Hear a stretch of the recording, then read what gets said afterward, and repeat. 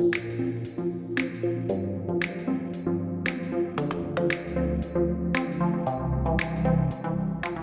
afternoon, families, and welcome to Parent and Family Orientation. My name is Heather Deer, and I am the Assistant Director of Parent and Family Programs. You may know me from the occasional post on our Facebook group, emails you've received regarding campus updates, or one of the many regional welcome events we hosted this summer. Thank you for joining me this Sunday afternoon. I'm sure this has been an eventful week for you and your family. Many of you have helped your student pack up their belongings and have made the journey here to William & Mary to say see you later. I hope your time with us on campus and in Williamsburg was well spent. Some of you may have spent the last few weeks helping your student prepare for living and working remotely this semester. It is truly a family endeavor to help our students establish an environment that allows them to flourish during this period of transition. Thank you for supporting your student as they've made decisions best for their health and well-being. To all families, both near and far, welcome to our William & Mary family. I know I'm not the first to welcome you, but welcome nonetheless. William & Mary views our relationship with you and your student as a partnership. Through this partnership, we seek to create the optimal support system for every student. Our partnership begins here at Parent and Family Orientation, where you will gain helpful information to support you and your student during their first year and beyond. Around here, we like to say those who come here belong here, and this applies to you as well. I'm excited to watch you embark on this journey as a William & Mary family. Before we get started, I want to set the stage for our program today. Few of us could have imagined the circumstances in which you are sending your student off to university.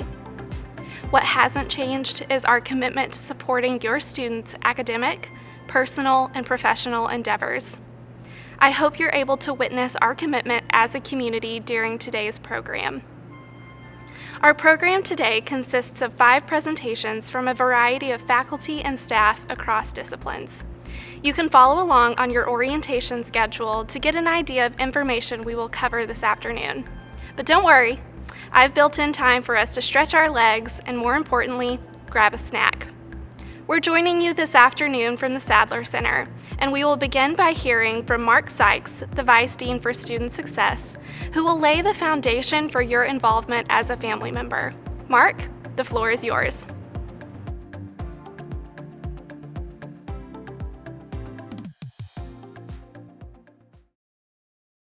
Thank you so much, Heather. Good afternoon, everyone.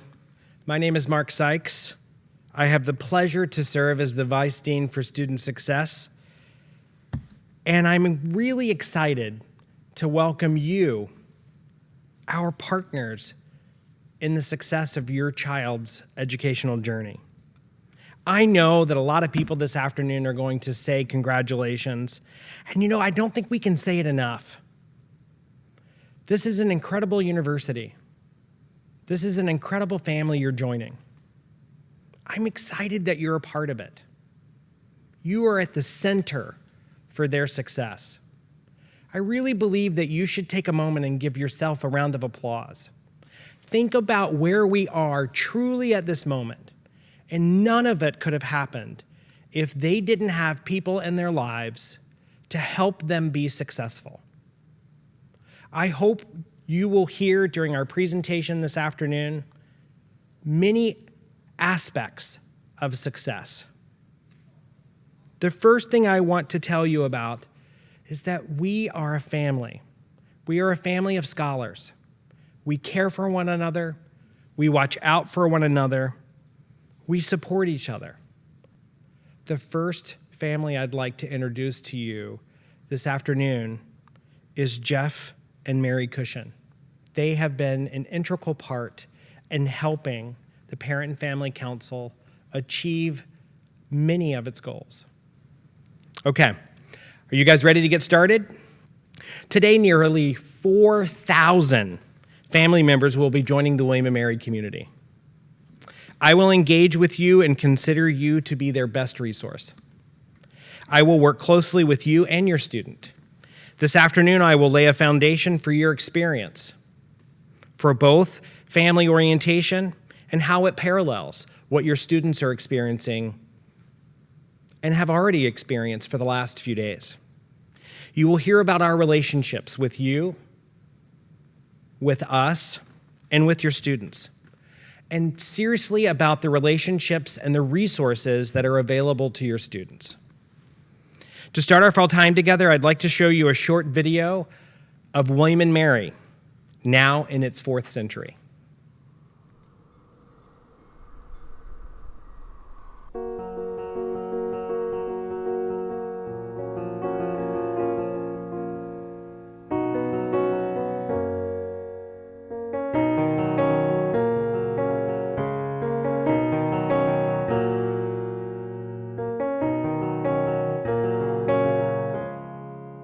Every now and then, someone or something extraordinary comes along that changes everything. Every now and then is every day at William and Mary. Founded by a king and queen and forged by revolution, we were an international institution at our onset and America's first university. Our loyal sons and daughters became our nation's founding fathers, university presidents and chancellors, head coaches, titans of industry, entertainment legends, and pioneering scientists. Well into our 4th century, we refuse to act our age. If we glance backward, it's only to catch a glimpse of where we started, contemplate how far we have come, and to gauge how far we still have to go. Here, we do not live in the shadows of the giants of American history that we helped to shape and who helped to shape us. We stand on their shoulders, reaching higher, looking further, and leading the way forward. Not just every now and then, but now and evermore.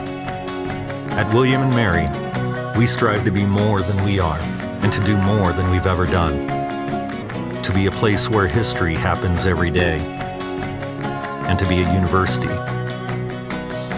for the bold. I've come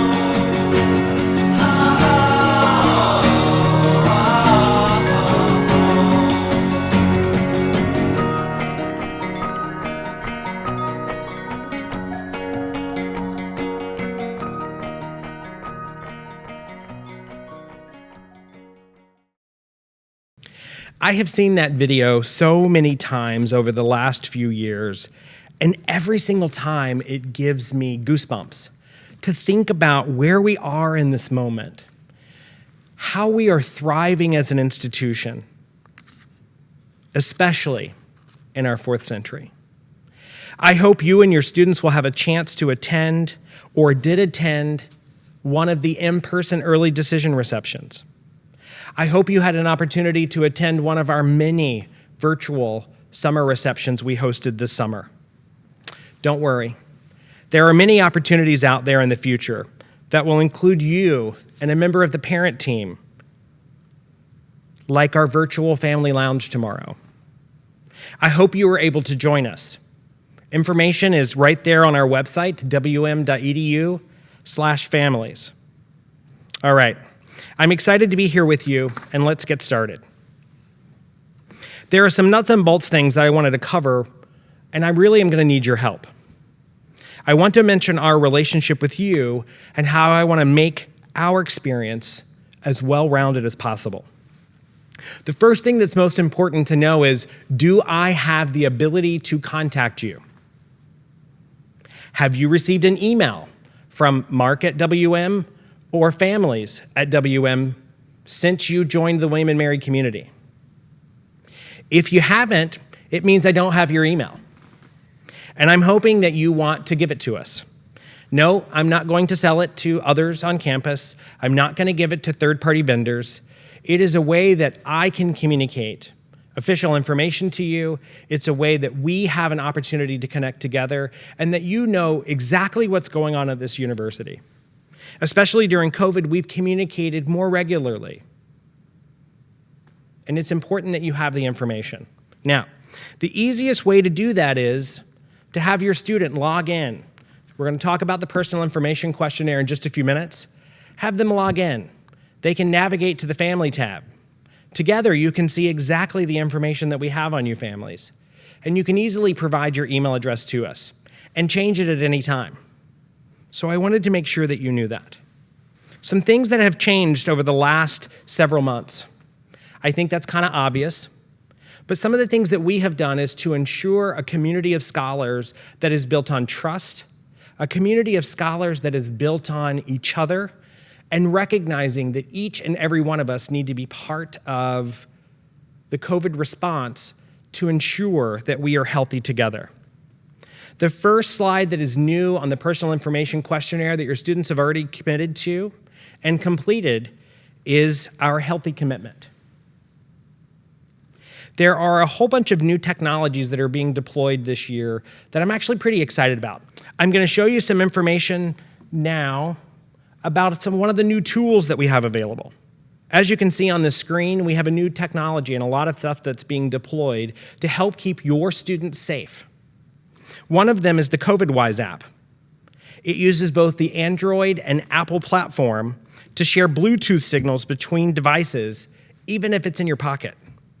Students who use the app will share a random numerical ID code that will be trashed after 2 weeks, as soon as it gets 14 days old. This is one of the tools that will help us trace any possible virus spreads via mobile device.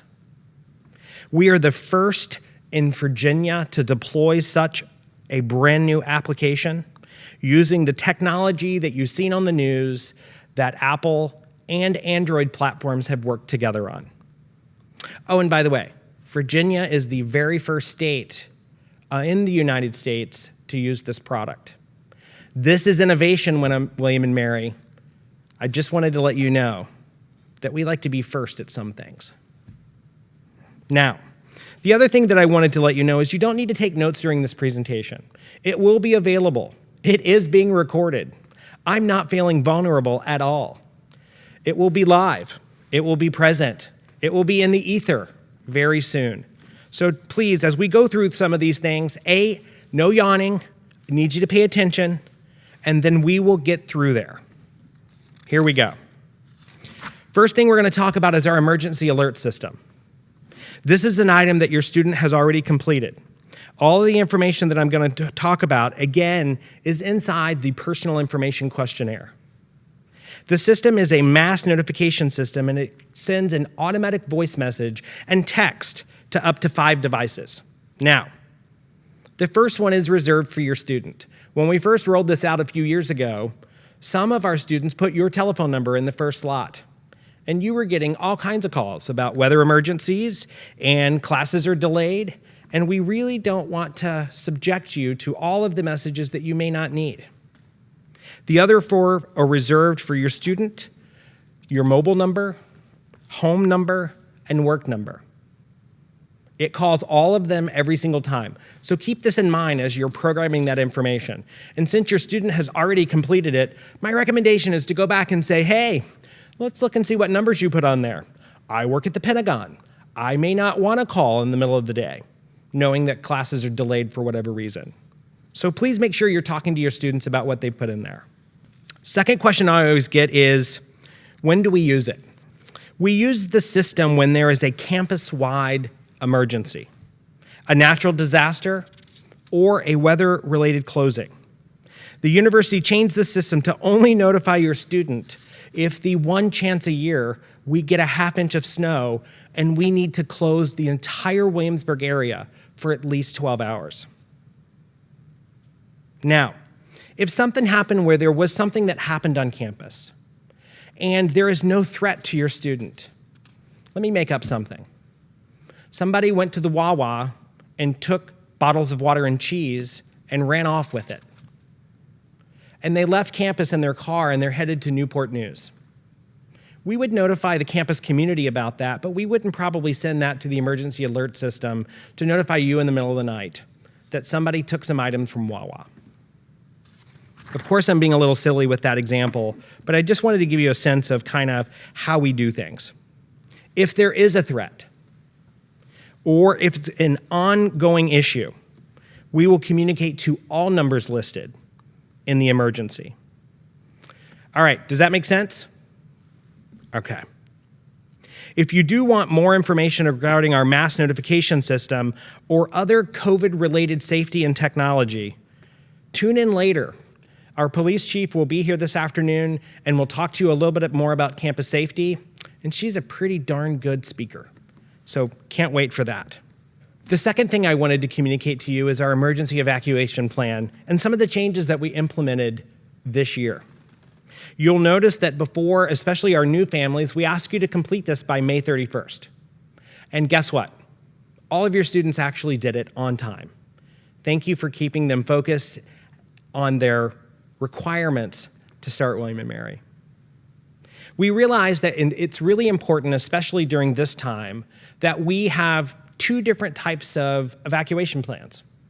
One is a short-term evacuation plan, 1 to 10 days, typically weather-related. We do live in Hampton Roads. We did have a tropical storm last week that came through this area.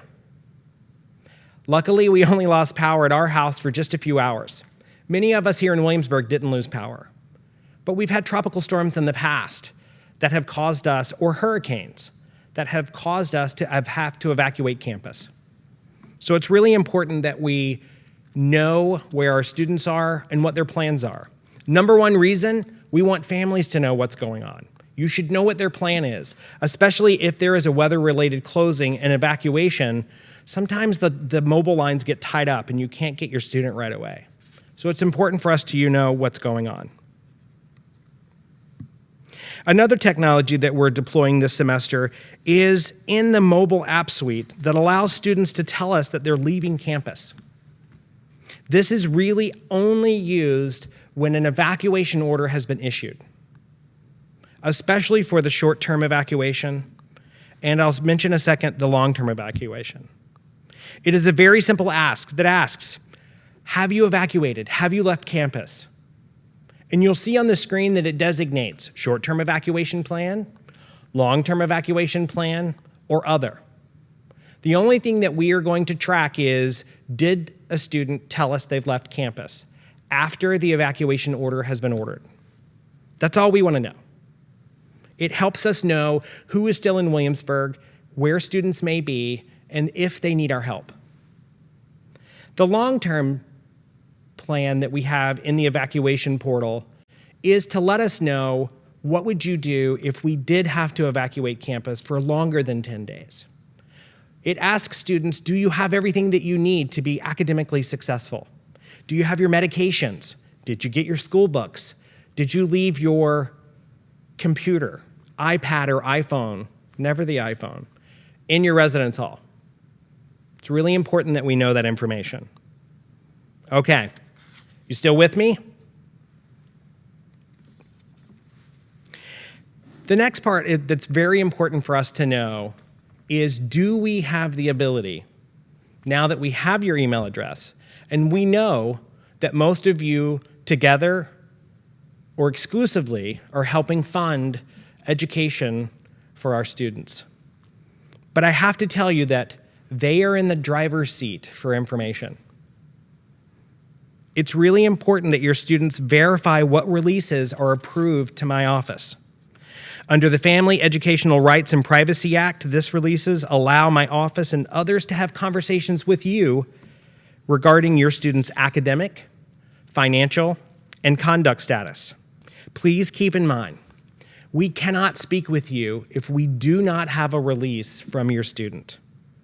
I have to tell you that every year, especially after the first paper or the first quizzes are announced, there's a whole bunch of students that go right back into the personal information questionnaire and change those permissions. We check them every single time someone calls to make sure that your student has said, I can release information to you. So please make sure that you say, and you know what your children are doing related to those releases. All right, I'm going to keep moving forward. The next confusing piece of technology, actually this one's not very confusing, but the next thing with an additional security measure to protect the identity of your children's information is we have a passphrase. In the personal information questionnaire, there is a section that asks, who would you like to designate to be able to call as my parent, my guardian, our spouse, to be able to get information about your student. We call that a passphrase or a secret word. When you call the registrar's office or the bursar's office or financial operations, financial aid, the dean of students' office, or any designated office on campus that is authorized to look this information up, they will ask you what your passphrase is. And no, it's not your email address or your student's passphrase. Every single member of the family has their own passphrase. They're all between 4 and 12 characters. When I was doing a presentation recently, you can easily go in, click it, send yourself your student can send their parents a new password. Yesterday, mine was GOAT. So it's not a long string of characters, it's 4 to 12 characters. Okay. We've talked a little bit about passphrase, we've talked a little bit about FERPA releases, we've talked a little bit about the personal information questionnaire. Let's keep going.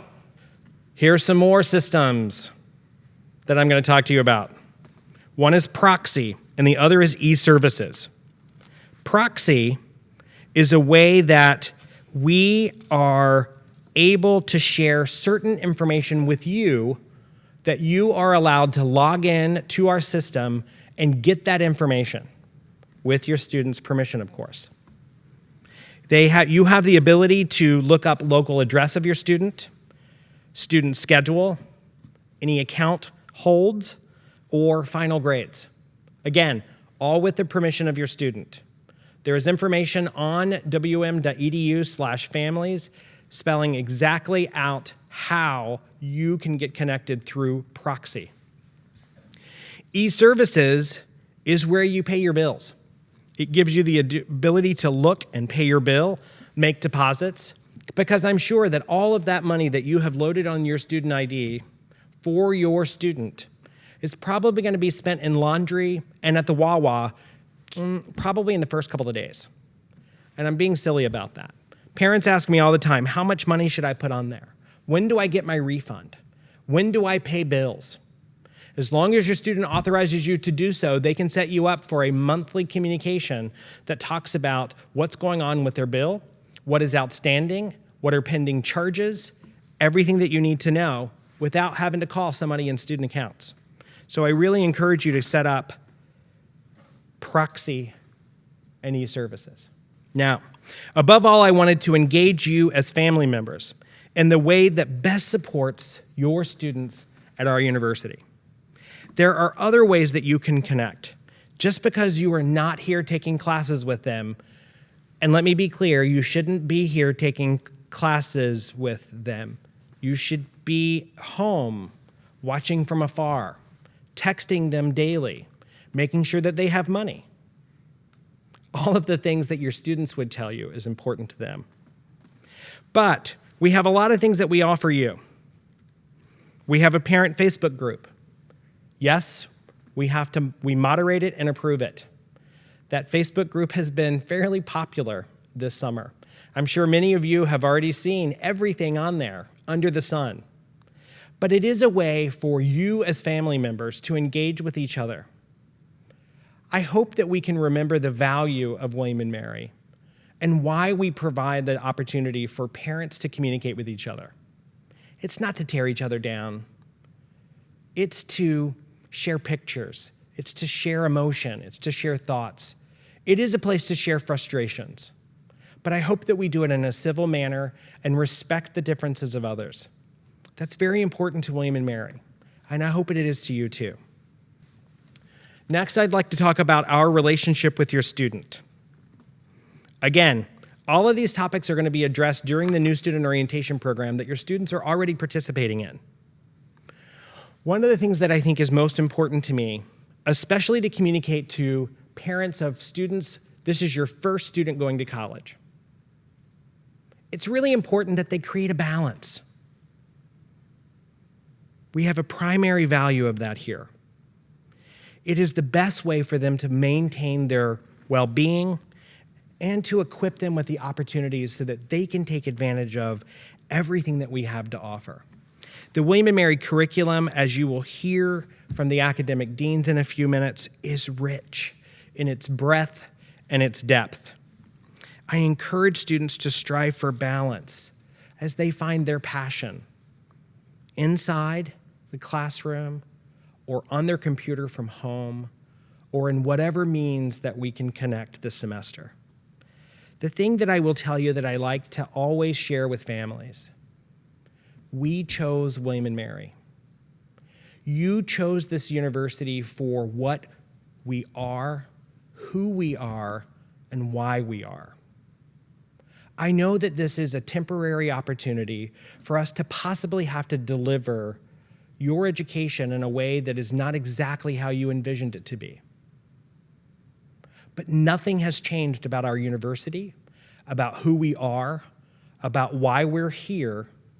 The relationship with your faculty members has not changed.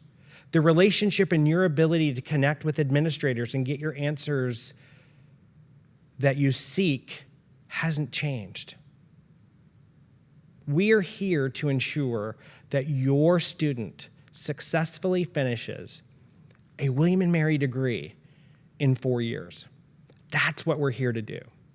And so I know this is not exactly what we wanted to do for a few months, but the thing is that as a dean in the Dean of Students office, our children are going to be very resilient. They're going to be adaptable. They're going to be able to truly work with ambiguity, with change. All of the skills that are so vital for us to be successful in life. I'm sure you can agree that on the other side of this, we are going to have incredible, resilient students with a valuable William & Mary credential. When your students are outside of the classroom and they're joining organizations, a lot virtually and hopefully very soon in person, I'm sure that they will choose no less than 10 organizations. And that's maybe a little bit too much. Everybody wants to do everything on their first day here at William & Mary. Take time to find yourself. Find that balance. Join 2 or 3 organizations this semester. Be involved in them. Dive deep into who they are, what they're about. Don't join 10 organizations and be scattered and show up for meetings and not have a meaningful experience. It's really important that you think about all of the rich opportunities that are available. They don't all have to do them on day 2. Now, your students are going to hear about all of the pretty incredible research opportunities available to them with their faculty. Our deans are going to share a little bit of information soon about some of those really neat things that I wish I got to do.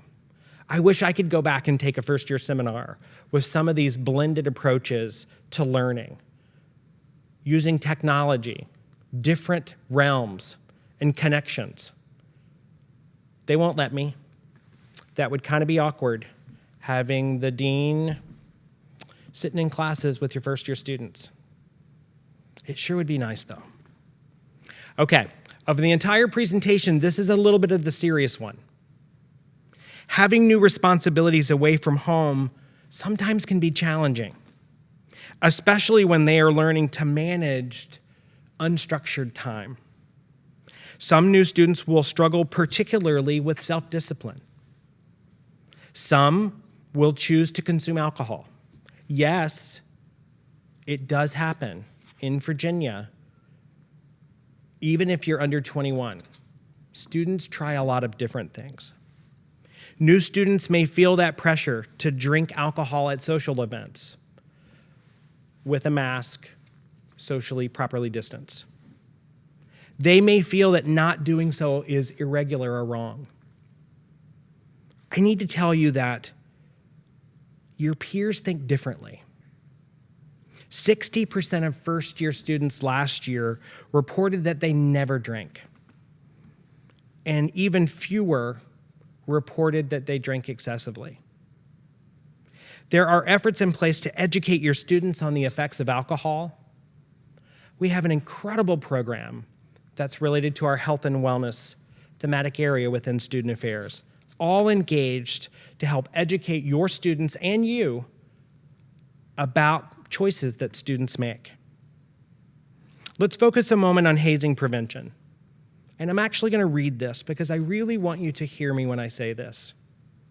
Hazing is unproductive, hazardous, and has no place in university life, whether on or off campus. Hazing is defined as any action taken or situation created intentionally to produce mental or physical discomfort, embarrassment, harassment, or ridicule. The university treats this subject with incidents of hazing very seriously. The Hazing Prevention Coalition is a combination of administrators and students who work together to empower our community in the education and prevention of hazing. By adhering to the value of mutual respect, we can work together to support safer, healthier means of member acclimation and integration. We have policies regarding hazing, alcohol abuse and use, and as we focus on many other areas in student life, all to ensure a safe and vibrant community.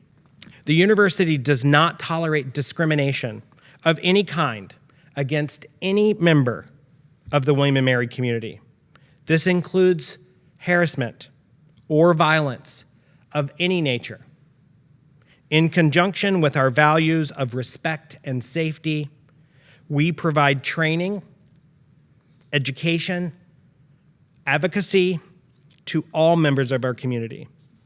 I continue to stand by the commitment to have a safe and inclusive learning environment, regardless if you're on campus or you're home taking classes remotely. I provide students, faculty, and staff with the resources and education on sex discrimination. There are student-led groups that provide prevention education, and there is a dedicated space for community members to learn about these resources and seek support. Your student will hear about all of these resources in detail during new student orientation. But as their family members, I believe it's really vital that you also hear from me and hear what we value and what we don't. Our avenue is to ensure a safe community where every person is treated with respect.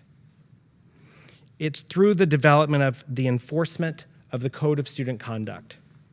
We have developed what I believe are basic standards and expectations that every member of our community must abide, including the Healthy Together commitment. The scope and expectations ranges across the different topic areas that I've already discussed a little bit.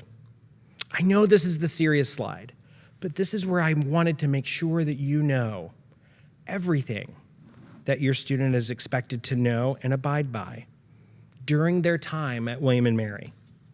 If students make choices that lead to their interaction with my office, please rest assured that this process and practices are fair and consistent with our values, especially delivered with care and compassion. The Code of Conduct is one of two codes that govern life at William & Mary. The Code of Conduct also includes our sexual misconduct policy, which is one of many responses the university follows related to any Title IX allegation. Our honor code, which is the oldest honor code in the nation, creates an environment that allows students and faculty to learn and live in this vibrant community of trust. I want to repeat that. Our honor code, the oldest in the nation, run by students, creates an environment that allows students and faculty members to learn and live in a community of trust. The Honor Code, again, driven by the Honor Council, which consists of 6 peer-elected councils. The councils hold each other accountable when it comes to lying, cheating, and stealing, whether it is supposed breach of the code happens in a student's academic or personal life. My office provides training and support for the councils, but the students drive the process. I think that's really important for you to know. Your students, our leaders, drive the process. Okay, I think that was the most dose of seriousness that I could deliver at the moment. Now that we've talked really about the heavy stuff, I want to make sure that we talk about the areas of support, especially while I have you focused on me for just a few minutes. We will provide support and resources across many areas. The Division of Student Affairs is led by our Vice President, Ginger Ambler. She truly embodies and reinforces the message that we are here to create an environment where students flourish. Spanning 5 thematic areas, the division is designed to support students and develop them as human beings, as volunteers, as citizens, as leaders, as authentic individuals. The Division of Student Affairs' purpose is really to create a learning environment where community is strengthened and individuals flourish. As you can see from this slide, there is a wide variety of options available for leadership exploration, options for students to live and grow at William & Mary. And notice there's one area that I've saved for last. Are you ready? It's the student success area. The programs and offices of the student success bridge the gap between the out-of-classroom experience and the co-curricular experience in a way that allows students to focus on their well-being, their success, as they progress towards the William & Mary degree. My office features a wide variety of student services, including parent and family programs. That one I'm a little bit more familiar with, kind of like it. Student conduct processes, I've already mentioned. Student accessibility services provides accommodations and access for students. Care support services helps your students in times of crisis. They can be your advocate, your student's advocate. They provide resources and support to matters dealing with crisis. Families can utilize this resource and share their concerns about your students as well. Academic enrichment oversees our tutor zone, our peer tutoring resource center that has met with astonishing success from both the students engaged in the program and the faculty who send and have a direct impact in their classes. Enrollment support, another way that we support students. The Center for Student Diversity is a vital link where students from diverse backgrounds can find a sense of community, a sense of belonging. Everyone can learn from the diversity of our community. Student success strives to enhance the success of students both in and out of the classrooms to create a climate on campus that is inclusive and welcoming to all. And finally, The Haven is a peer-based, confidential, welcoming, and inclusive resource center for those impacted by sexual violence, sexual harassment, relationship abuse, intimate partner violence, stalking, gender-based discrimination, or any Title IX violation. This service is confidential. It is available to your students. The thing that I think is most important for you to know out of our presentation this afternoon is that we're here to help. Regardless of what your student may need, there is someone here that can help them through any situation, provide advice, be their advocate, help them through a difficult situation, to truly help them be successful. That's the most important thing. If you remember nothing else this afternoon, I want you to remember that Mark, standing on the stage, said that we are here to help, and we can. Another really important milestone and tradition at William & Mary is Family Weekend.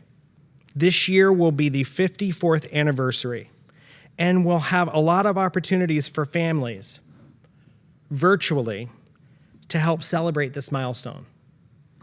This year, Family Weekend is planned for September 25th through the 27th. For those parents who are attending virtual orientation, especially over the next couple of nights, you will see much more information about Family Weekend. You will see a variety of sessions planned just for you. I have some neat things that I think we're going to do this Family Weekend.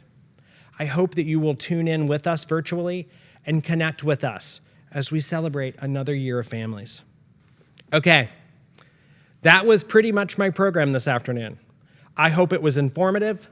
I hope that you stayed awake during most of it, and I hope that you remembered a couple of things. We care about your students. We value being part of this incredible community. We want you to thrive just as much as your students, and we will be here to help them every step of the way. It has been my true pleasure being here with you this afternoon, and I hope to meet many of you very soon. Thanks, everyone. Mark, thank you for that informative presentation.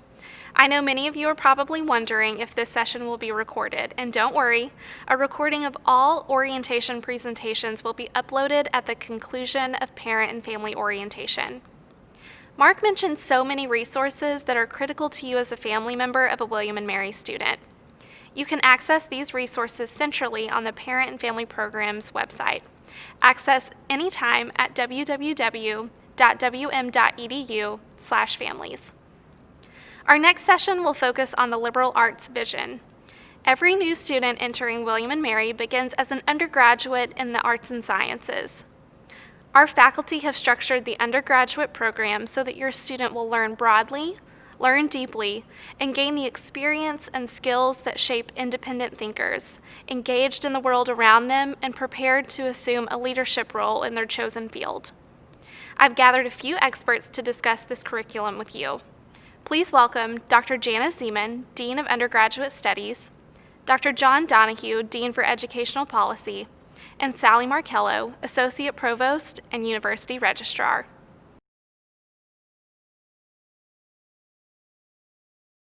Hi, my name is Janice Zeman, and I'm the Dean for Undergraduate Studies for Arts and Sciences.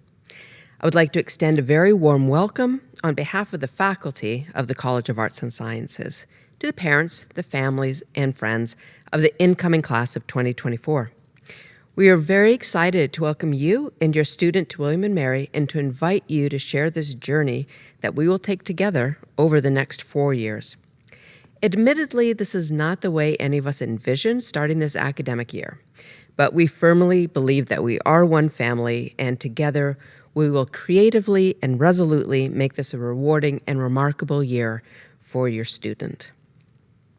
In spite of the unusual circumstances, I hope that you have taken some time to experience some justifiable pride in your students' accomplishments. It may also be a time of reflection for you, perhaps reminiscing about various points in your student's life and wondering where the time has gone. I recall when I moved my son into university, and it was a time of so many emotions. There was excitement, pride, joy, relief, but also a sense of loss and anxiety about what may be ahead. Perhaps some of you are having a mix of these feelings today and over the last couple days as well. We, as faculty members and administrators, are keenly aware of the awesome responsibility we take on when families entrust us with their student in this next chapter of their life. This is even more the case this year. We view our responsibility as helping your student to identify and realize their academic and personal potentials, since the two are so closely intertwined. Sometimes we'll do this with a praise for a job well done, but sometimes it's going to be giving feedback that perhaps the student has never received before and may not be all that welcomed. In either case, we are working together with your student to try to get the best out of him or her. So how do we do this? We provide the necessary infrastructure to help your student in terms of their active and successful engagement with various learning opportunities, both remotely and in person. To name just a few, we've involved students from the outset with excellent academic advisors, an exciting general education college curriculum that facilitates learning across arts and sciences, an engaged world-class faculty ready to challenge and stimulate your students' intellectual curiosity, and a model where we teach skills and knowledge in an intentional way to build on prior learning. These three alums give a brief snapshot of the variety of professions available from a liberal arts and sciences education. We have Jill Ellis, 1988, Warren Buck, class of 76, and Ellen Stofan, class of 83. So what does your student have in common with these alums? A liberal arts and sciences education provides a set of skills and knowledge that transfer well into a variety of career paths that employers recognize as important to success. So some of these skills that your student will learn are critical thinking, analysis and evaluation, writing and oral communication skills, problem-solving skills, creativity, teamwork and collaboration skills, leadership, awareness and acceptance of cultural differences, integrating knowledge from a variety of different disciplines, becoming lifelong learners. All in all, they will develop flexible skills that will offer versatility. Finally, a liberal arts and sciences education expects faculty and students to solve real-world problems through exposure to a wide range of subjects and to people. For example, a few years ago, an upper-level computation and operations research class was asked to develop a computer algorithm that matched incoming freshmen with pre-major advisor based on their stated academic interests. This task provided the students with an engaging, relevant issue to solve, and it provided my team in the Office of Academic Advising a solution that facilitated and enhanced the pre-major advising match process. So based on this solution, your student is going to meet with their pre-major advisor or faculty member either today, later today, or tomorrow, based on the work done by this student team. Another example of how the liberal arts approach is translated on campus is through the Neurodiversity Initiative, which is for the most part a non-academic initiative. So neurodiversity is both a philosophy and an emerging civil rights movement that acknowledges and appreciates the wide range of brain differences rather than focusing on disability.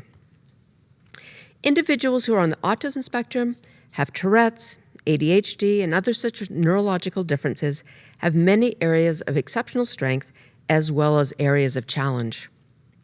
The Neurodiversity Initiative is comprised of students, faculty, administrators, and staff from diverse fields of study with diverse backgrounds.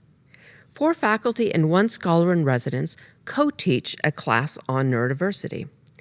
This class, the faculty members include a historian, a neuroscientist, a social psychologist, a clinical psychologist, and then John Elder Robeson, who is an autism advocate and New York Times best-selling author. He's our neurodiversity scholar in residence. The neurodiversity student group has an active presence on campus that encourages increased awareness and acceptance of neurodiversity on campus. And it provides a venue for students who are interested in learning about neurodiversity and allows neurodivergent students to meet others and enact positive change. And finally, students also have the opportunity to participate in research in faculty labs that are focusing on studying socio-emotional and cognitive aspects of neurodiversity. This brings me to perhaps one of the best aspects of the William & Mary educational experience. This is the opportunity for students to become engaged in research, which of course is defined differently depending on the field. At many universities, research is reserved just for graduate students, but at William & Mary, this is one of the hallmarks of our liberal arts education, and it's a gateway for developing and honing the skills learned in the classroom. Now, in response to the COVID-19 pandemic, we are still continuing to involve students in research, although some of the tasks now have been modified to increase social distancing and safety considerations. I'm a developmental and clinical psychologist, and I study children's emotional development. I routinely have undergraduate students and master's students in my research lab, and frankly, it's one of the most rewarding aspects of being a professor. The one-on-one and small group mentoring, either in person or now on Zoom, is a natural venue for engaged, high-impact learning. In my lab, we interview children at various ages and also their parents and friends about how they express and respond to each other's sadness, worry, and anger. We look at how social context affects the development of emotion regulation and the relations with various forms of psychopathology such as anxiety and depression. Students are involved in all aspects of research, starting with the conceptualization of the problem, figuring out how to ask the different questions, interviewing children, entering the data into computer systems, analyzing the data, and then communicating the findings. We are currently in the process of figuring out creative ways in which we can collect data from family and children that do not involve in-person contact. Students also have the opportunity to present their research at various local and international conferences, which have pretty much all pivoted to being online this coming year.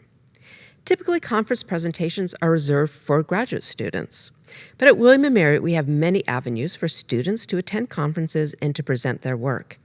It is exciting for the students to hear experts in their fields present their cutting-edge research and also to begin the networking process that is so helpful for students who are wanting to go on to graduate school. So it's important to emphasize that the skills learned conducting research, such as creative thinking, problem solving, hypothesis testing, attention to detail, and many others, provide a solid basis of skills that can be applied to almost any career, not just careers in academia. We apply the liberal arts and sciences perspective to more than just campus and our immediate backyard. Students have the opportunity to study abroad for a summer or semester or study away, which involves a shorter time frame and is integrated into a course taught on campus. William & Mary students are also very dedicated to serving the various needs in their communities, both locally and globally. I've been fortunate to have 5 of my research students gain funding through the William & Mary Charles Center for Research Excellence to participate in joint service learning and research opportunities in different villages in Ghana. They spent part of their time teaching at a local school or orphanage, and then they also spent the other part conducting research that was related to our lab. From this project, we were able to publish the findings in a peer-reviewed journal. The student pictured here, it was my first honor student back in the mid-2000s and is now an assistant professor of clinical psychology. After leaving William & Mary, she went directly to a PhD program in clinical psychology, followed by a clinical internship, and then a postdoctoral fellowship. When she was on the job market a few years ago, she called me after interviewing at a variety of academic institutions, trying to figure out what path she should take as for her first academic position. It became clear to her, and as we talked, that she would be happiest trying to emulate the type of experience she had as an undergraduate student. So rather than going for a research-intensive, what we call a R1 institution, she chose a school that valued teaching as well as research in the integration of the two. And she's been happy there for the last 3 or 4 years, doing the experience that she had here at William & Mary as a student. I have to say that my decision-making about my career is similar to Diana's. I too had an undergraduate. I went to an undergraduate liberal arts institution where teaching was valued, and particularly the integration of research with teaching. Although I've had choices along my career path to join more research-intensive institutions, the rewards of working closely with undergraduate students and my strong belief in the value of a liberal arts education to individuals and to society always prevails. You will find that my story and the strong belief in the value of the education we provide motivates the faculty and administrators and really undergirds all that we do. Now, I want to switch gears a little bit and talk briefly about how the university works. It may be helpful to think of the university as having 2 very basic sides. We have the academic life side and the student life side. The academic life side is where the faculty and administrators, such as academic deans, live or represent, And the student life side refers to administration that structures and oversees all the non-academic activities. I like to think of this house as not having any doors in between the two sections. That is because the academic and non-academic sides of the house are constantly, continuously communicating with each other about the various needs of the students. Together, we work to provide a safe and constructive learning and living environment for your student. Now, parsing down the academic side of the house a little bit more, at the basis of the academic side of the house are the students. They provide the foundation for all that we do.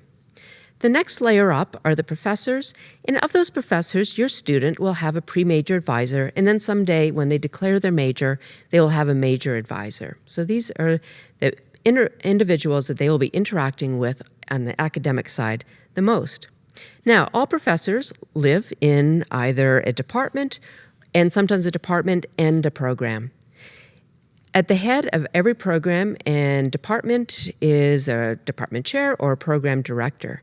If your student should ever encounter any difficulties or have questions about matters related to the department or program, the department chair or program director is the person that they can contact. Now, above the department chair, program director level are the associate deans. I am one of them, and the next presenter, Dean Donahue, is also one of the associate deans, and we have different portfolios. The person who is our boss is the dean for the faculty. And then the chief academic officer is the provost. And then, of course, the president is at the top of the pyramid. Before I hand the program over to Professor Donahue, I reiterate our commitment to providing your student with a strong foundation in the liberal arts and sciences that will influence the way that they view the world, the way that they approach the inevitable challenges that lay ahead, and will prepare them well for the next steps in their careers and as educated, ethical, and responsible citizens. Thank you.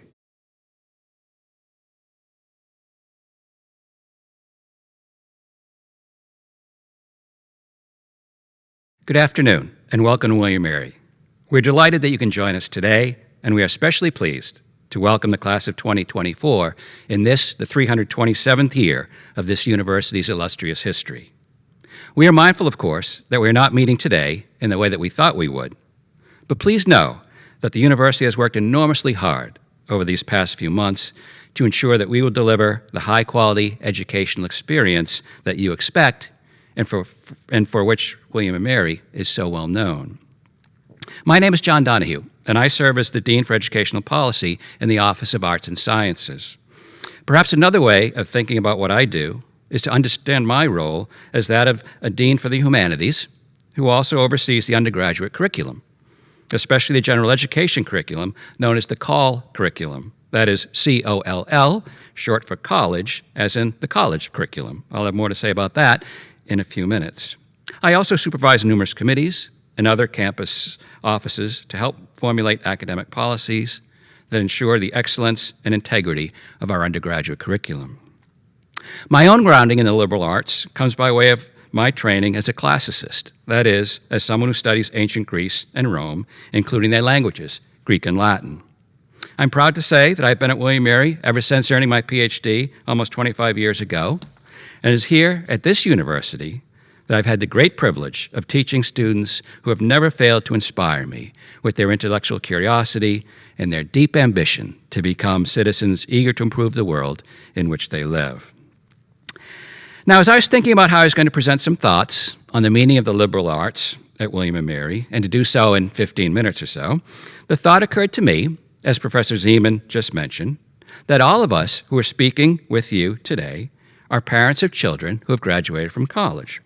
And I also happen to have a son who will be taking his first classes as a college freshman next week. So we have experienced the same mix of emotions that you are undoubtedly feeling today. And when I think about the curricular path that my son is about to embark upon, I hope it's not too presumptuous on my part to suggest that we all want the same outcomes, namely, that our children will engage in an educational experience that will challenge them to grow, that will equip them with the skills, both oral and written, that they will need to navigate successfully in a rapidly changing world, and that they will develop a deeper sense of self, of their talents and their potential, and an equally deep understanding of the wider world to which they will contribute upon graduating. Now, that's a tall order, but one that we have always embraced with enthusiasm at William & Mary. Professor Zeman has already talked a bit about the value of liberal arts from the perspective of the social sciences. Let me share just a few thoughts of my own from a humanities perspective before turning to the curriculum. Rooted in ancient disciplines that emphasize the ability to communicate well, the liberal arts are essentially about freedom, a meaning that is in fact rooted in the word liberal through the Latin term liber, which means free.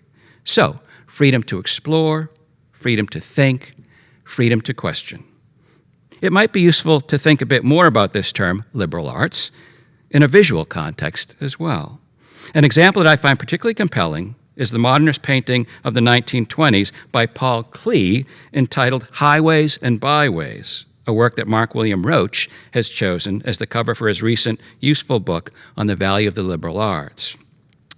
Now, one way to understand this painting is to recognize a main path in the center that brings the viewer toward the blue of the distance at the top of the painting, whether that be water or sky, or for our students, perhaps something more tangible, like graduate school, or better yet, every parent's fervent wish, full-time employment.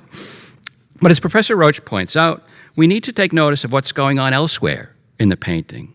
Lots of side paths of various shapes and patterns. Paths that don't hinder one's journey, by the way, but on the contrary, make it possible for everybody to get to the same place, but by routes that look very different. To put this in the context of the liberal arts at William & Mary, we like to think that we encourage our students to travel freely and reflectively over many colorful and enriching intellectual paths as they make their way to their own new blue horizon, where they will be equipped to take up something that they love doing and doing it well, very well. So, on to the nuts and bolts of how best to prepare our students for lives of purpose and meaning. It's best to think of our liberal arts curriculum as anchored in three areas: electives, the call curriculum, and the major. Every student follows this path to graduation. Now, today I want to focus primarily on the green section in the center of this slide for a few moments. This green wave designates our call curriculum, that is our general education sequence that all students must take as part of their academic program.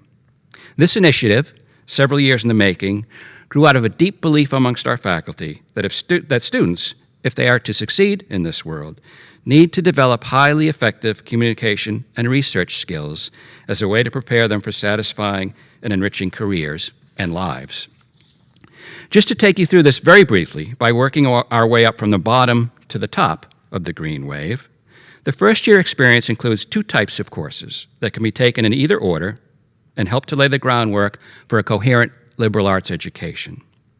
Call 150 features deep readings and group discussions of text, data, or methods of inquiry. These are small classes, typically capped at 15 or so students, that typically focus on a narrow topic. Along with learning methods of scholarly research, students can expect to practice and strengthen their writing skills, which is a very important emphasis in Call 150 courses. Call 100, on the other hand, explores the concepts, beliefs, and discoveries that have shaped our understanding of the world. In other words, they're about big ideas, critiquing the American dream, to cite one recent course offering, or cosmology and the history of wonder, to cite another, and how to express these big ideas in communications media beyond the written word, for example, through visual, quantitative, oral, digital, or other means. These Call 100 courses are offered in every academic discipline, and they are a great way to explore an area of knowledge that's entirely new to students. As we move on, Call 200 courses take a close look at the various academic disciplines and how they approach knowledge through different paradigms and methodologies. In most cases, a Call 200 course belongs to or is anchored in one of three broad knowledge domains. Here, students will learn ideas and methods central to that knowledge domain while also looking outward to one or both of the other knowledge domains. This part of the college curriculum encourages students to make coherent and meaningful interconnections across academic disciplines. They will take at least one Call 200 course anchored in each of these three knowledge domains, with at least one Call 200 course taken in the second year. By the end of the second year, students should have a good sense of the field of knowledge they want to pursue in depth through their major, which they typically declare at about this time. Now, at this point, we want to be sure that our students are ready to connect theory to practice and to place their work in a global or cross-cultural context. And we accomplish this through the Call 300 experience, which typically happens in the third year.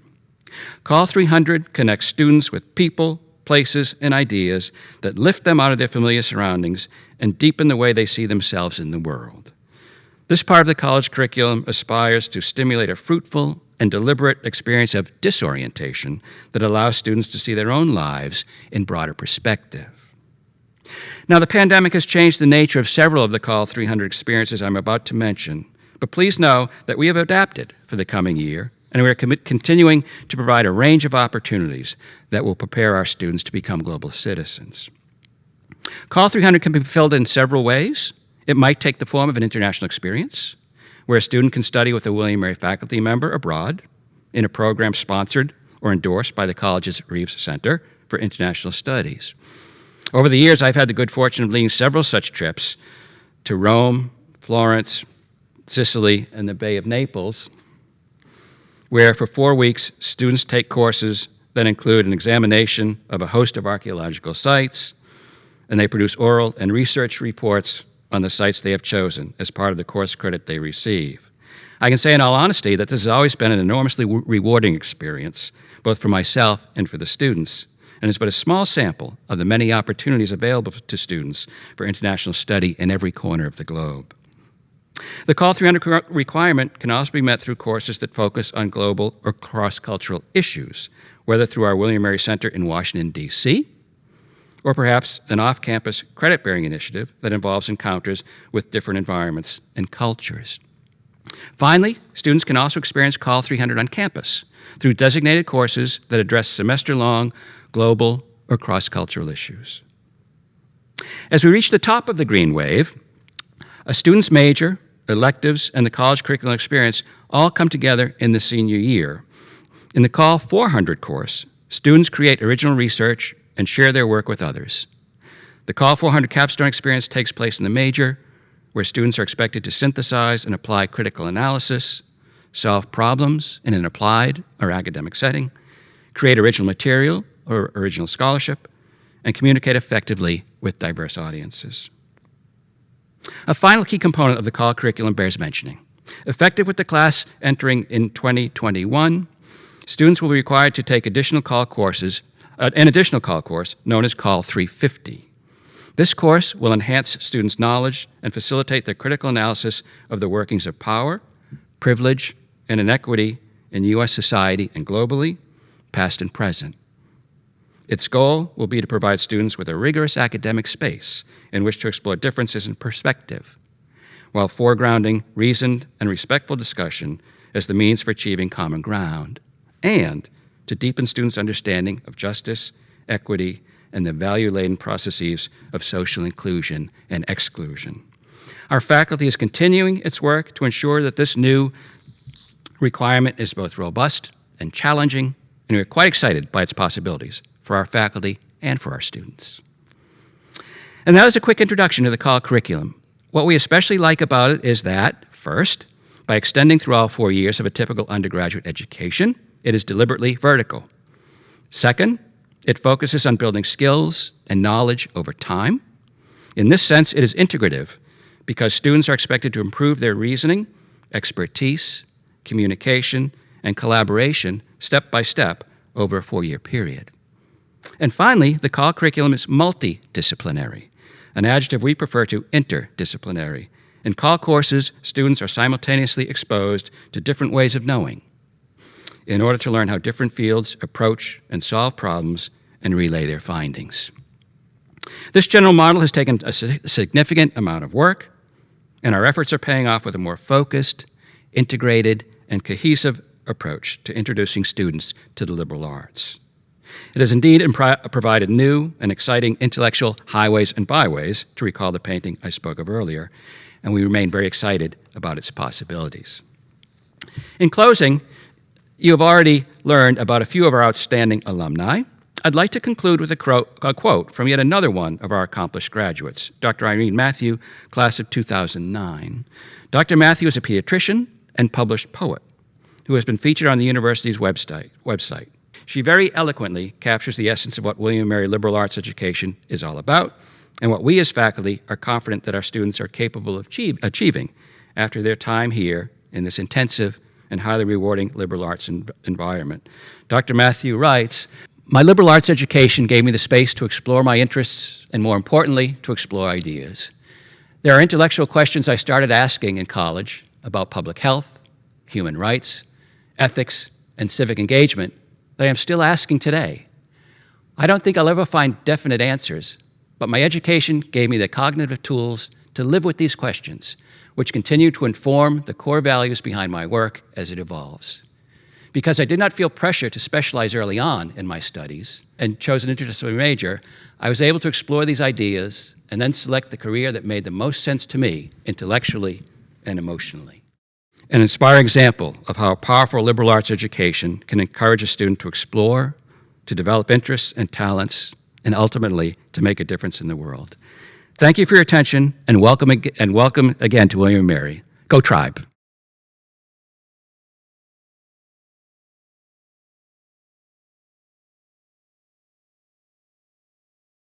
Welcome to William & Mary. I wish that we could be welcoming you in person, but I'm grateful that we have the technology we do to bring you into today's presentation and help you learn a little bit about what the next few days are going to look like for your student and beyond. I am the University Registrar. You may wonder what that title means, and what it means is that my office and I are responsible for implementing the academic policies that Deans Zeman and Donahue and our faculty have created. We will help you and your student with domicile, VA benefits, transfer credit, everything having to do with registration, including the class schedule, and then everything having to do with academic records, including graduation and beyond. So we are here for you, we are here for your students, and it is a joy to help them through their academic progress. John also mentioned that he and Janice and I are all parents of either current or former college students, and I have the distinction and honor of being the parent of a William & Mary alumna. My daughter Libby graduated in 2016, and so I truly have sat in your seats or walked in your shoes, and I do remember during her freshman orientation watching my colleagues talk about experiences that students had both on campus and off campus that were transformative parts of their academic experience, and wondering how in the world will my particular student find her transformative experience? There are so many options available, and yet how would she sort of home in on that? And as I've reflected back on how she did do that, I have some thoughts to share with you about ways that you can support your student. First of all, your student will be hit over the next few days, weeks, months with lots and lots of opportunities. Please help them stay calm, help them assess the opportunities, not feel like they have to grab everything and do everything, but really watch for ones that resonate with them and that are significant to them, both, as Dr. Matthews said, intellectually and emotionally. She talked about exploring ideas being such a critical part of the liberal arts experience, and it really is. So please encourage them to keep an open mind. Be open to things that they would never in a million years have thought about doing. For my own daughter, that is reflected in the pictures that you'll see on this slide and the next slide. She decided to participate in an archaeological field methods class during the summer between her freshman and sophomore years, and it really changed her life. She became an anthropology major as a result, and realized that she enjoyed the physicality of that experience as well as the intellectual pursuit of studying the people peoples who used to live in this region and archaeological methods. So keeping an open mind really will help. Please encourage your students to interact with their faculty. Don't just watch the classes and walk out, but really engage with faculty, learn about their research, and that's a great way to encounter opportunities that may not have presented themselves otherwise. Volunteering is really important. If faculty are looking for volunteers or student organizations, that can be a way to learn about options that you may not have had before. And taking risks. Taking risks is really important. Deciding to do a dig in the heat of the summer was a bit of a risk, but it certainly paid off, and it was a lot of fun, but it was also very rewarding. So do be confident that your students will find their way, and we are here to help them find their way, but it doesn't all have to be clear right at this minute. So that's also true with what's happening over the next few days. Beginning later today, your student will continue academic advising and then register on Monday, late on Monday, up to a full-time registration, full-time schedule. What's happening over the weekend that already is advising that will build on the college studies course that your student took over the summer through Blackboard. Your student probably already knows a lot more than they knew when you dropped them off about how to proceed with registration and what the fall semester is going to look like. And again, by the beginning of the classes on Wednesday, they will have registered in Banner and they will have their class schedule. If they run into any difficulty, academic advising will be there for them. One thing that's a little different this year, of course, is that the pandemic has forced us to be creative in the way we deliver instruction. So for your students who will be receiving all of their instruction remotely, we have both remote asynchronous and remote synchronous courses. For your students who will be here with us on campus, those are available to them, but we also have courses that will include some face-to-face instruction. And we have added these instructional modes as attributes on the classes in Banner so that your students can clearly see the modality for their particular class. I mentioned this not for you all to become experts because we don't want you to have to worry about this level of detail, but more to demonstrate the kind of flexibility and accommodations that we have tried to bring to fall preparation. So I call this the Zen of registration because most family members arrive at orientation a little stressed about how their student will become full-time and get their class schedule finalized over the next few days. And so I wanted to give you a sense of what the next few days will include.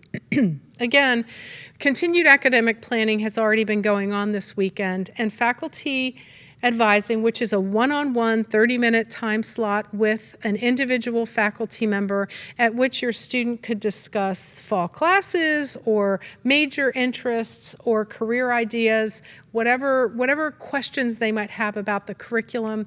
That will happen either this evening or on Monday. And then they'll register for up to full-time. Full-time is considered 12 credits or more. So your students will get a pin when they see their academic advisor, and they'll use that pin for registration to demonstrate that they have have had time with their advisor. On Tuesday, the Academic Advising Office will reach out to any students who had difficulty during registration, and add drop actually begins at 1 p.m. Then, of course, classes start on Wednesday. One of the key things in preparing for classes to begin is acquisition of textbooks and course materials. And I'm sure you've been wondering how, if they register on Monday or Tuesday, will they get their textbooks already by Wednesday? Well, first of all, a lot of faculty understand, especially for those students studying remotely, that they may not have texts on Wednesday. But the William & Mary Bookstore is facilitating textbook availability to the greatest extent possible. So during orientation, your students who are here on campus with us may visit the bookstore on Merchant Square. We have a brick and mortar campus bookstore on Merchant Square, and their orientation aides will take them if they would like to be taken down there. They can also order their textbooks online. There's actually a link from online registration that takes them directly to textbook information. So that's all integrated with Barnes & Noble and our registration system. I want you to know that Barnes & Noble will price match. So if your student wants to check a price maybe on Amazon and finds a discrepancy, they can present that to Barnes & Noble. And the benefits of purchasing through Barnes & Noble, of course, partly include the ability to use William & Mary Express and other purchasing options. But in addition, they've facilitated rentals. All of their rentals come with a prepaid return slip, and because they are our campus bookstore partner, they will ship texts to your home. So again, Tuesday will be the day to start thinking about textbooks, and the orientation assistants will help them with that. So I wanted to give you a little bit of information about the technology that we use to support your students' enrollment. You're already familiar, I'm sure, with Blackboard because that's the learning management system, and that was the platform on which we delivered our summer Call Studies class. Banner is our student information system. And you'll hear a lot about Banner because that's where they'll register, it's where they can view their schedule, their holds, and that's where the grades will be at the end of this semester. In addition, Banner has that link, as I just mentioned, from registration to textbook information so that they can order their books through a link from Banner. DegreeWorks is a relatively new tool that we have for students. It's a degree audit tool, and they can use DegreeWorks to see how their pre-college credits, their fall semester registration, and then later in their academic career, all of their courses count towards their particular major. They can do what-if analyses, and it's a useful tool for helping them move towards the ultimate goal of graduation. William & Mary provides students an email account that uses Gmail, uses the Google platform, and please know and remind them that any business they conduct with the university has to be done through their William & Mary email, not through a personal email address. So whether they're writing to a professor or my office or another office, they do have to use their William & Mary account. Some thoughts about planning ahead. This semester is going to be unusual in every possible way, except for the high quality of instruction that your students will get. But we have adjusted the academic calendar. We are gathering early, of course, and we will finish with finals before Thanksgiving. In doing that, we have canceled fall break, as you know, to discourage travel, but we know that you'll be anxious to plan travel as soon as final exams are over for those students who are here on campus with us this semester. I do want you to know that exams will run through Tuesday night, November 24th. So please wait until your student is absolutely certain of their final schedule and they know when their exams or their due dates will be, so that you don't run the risk of maybe buying a plane ticket or booking hotel rooms before the student can actually leave. So please keep that in mind. One of our frequently asked questions is whether there will be a schedule change for spring, and the answer is that we don't know yet. It's premature to make that decision. So as of right now, the spring start date remains Wednesday, January 26th for undergraduates. In order to prepare for spring, we will do advising and registration remotely, after Thanksgiving. We felt that with the compressed fall schedule, we didn't want to hit students right in the middle of midterms with advising and registration for the spring, since we have December available to us. So your student will actually meet with their advisor remotely after Thanksgiving and then register during early and mid-December for spring semester. We truly do miss meeting you in person and very much look forward to a time, I hope soon, when we can gather here on campus. In the meantime, one of my favorite parts of parent and family orientation is always the parent resource fair that takes place Saturday morning before families leave. And so we're missing that this year, and that gave us an interaction and another interaction opportunity at tables, kind of more one-on-one. We have prepared a packet for you, a PDF from every office that would normally be represented at that fair. And I know it's going to seem like a lot to read, but I really encourage you to go through those materials that have been prepared because A, they'll answer a lot of questions.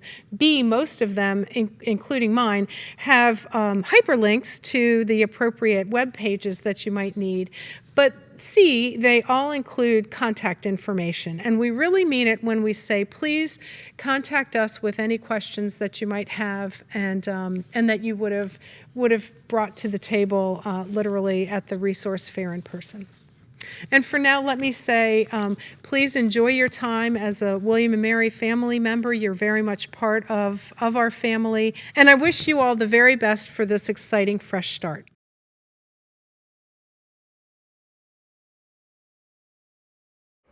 Wow. I continue to be amazed by the variety of opportunities and experiences offered to our undergraduate students. William & Mary convenes great minds and hearts to meet the most pressing needs of our time. This is fueled by the foundation of a liberal arts education. I'm excited to see and hear about your students' journey as they explore their interests through our curriculum. Now, it's time for a break. We will pause for a brief intermission before we begin the second portion of our program. That snack break I mentioned, this is it. Be sure to stick around because immediately following intermission, we will be discussing health and safety measures. I'll see you in 15 minutes.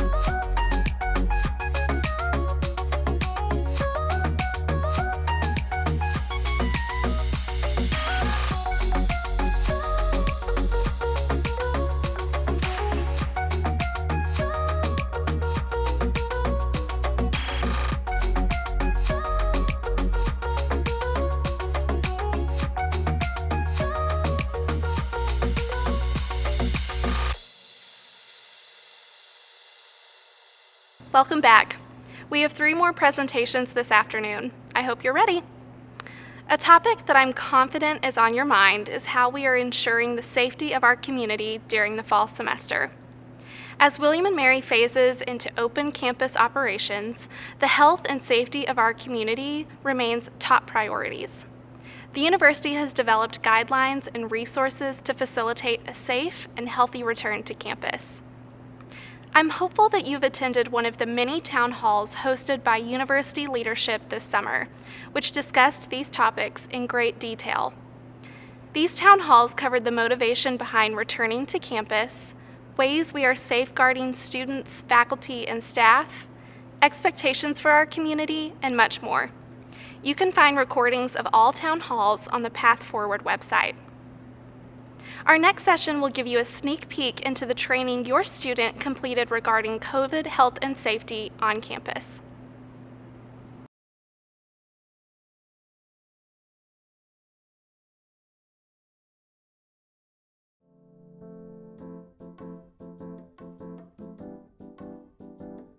At William & Mary, you will discover many shared responsibilities, including your well-being. Along with the university's COVID-19 Wellness Kit, this baseline training series will introduce you to a variety of facts and skills necessary to ensure the health of yourself and others, whether you are faculty, staff, students, contractors, vendors, or guests.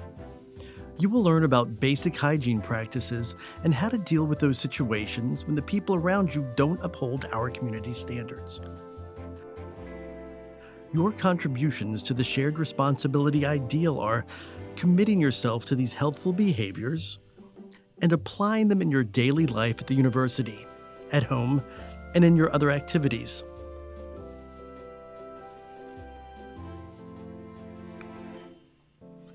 Good morning. Mask! Oh,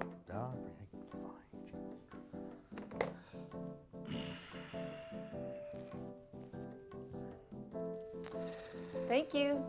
you're welcome. How is everyone? Why are we taking these steps? The roots of our response to COVID-19 go deeper than reports from the World Health Organization or the CDC. As a matter of fact, 2 of the university's values related to our response are respect and flourishing. We offer the facts, skills, and the encouragement to help you live, learn, and work here through your informed choices toward a healthy and fulfilling life. These aren't just things that Human Resources or the McLeod-Tyler Wellness Center upholds, and respect is far more than a moving song by Aretha Franklin. Our 7 values infuse this campus, while honoring those values and our shared responsibility is exactly how William & Mary may reduce this pandemic's impact. Though some people can spread the virus without showing any symptoms at all, the majority of people will show signs of infection 2 to 14 days after exposure. Until we have an effective vaccine, we must rely on each other for an effective community response to this pandemic.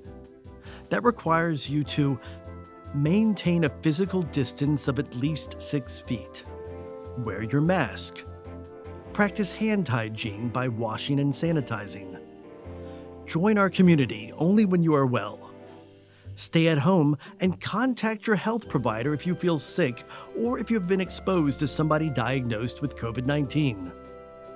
We all share this responsibility, and by being here, we commit to supporting the people of William & Mary and the cities around us.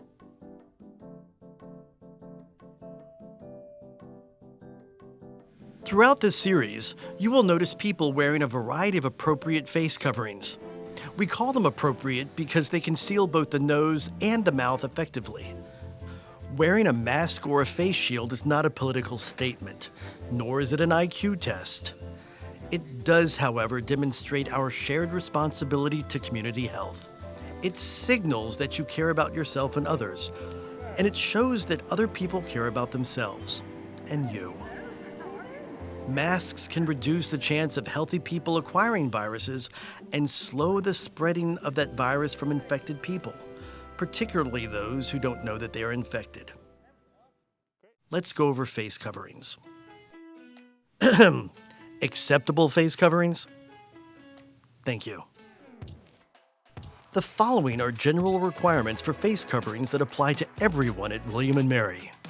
The university insists on face coverings for all faculty, staff, students, contract workers, vendors, guests, tourists, and others who are on William & Mary's various campuses or enter the buildings that we lease or own.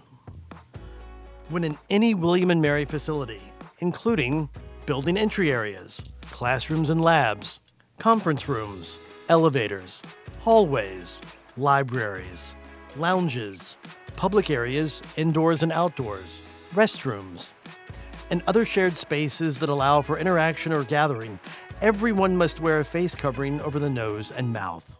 The ability to distance yourself physically within a space does not cancel our mask requirements. What are the specific guidelines for students?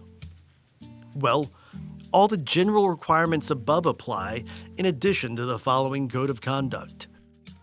You must wear a face covering when in a classroom, lab, or other instructional spaces.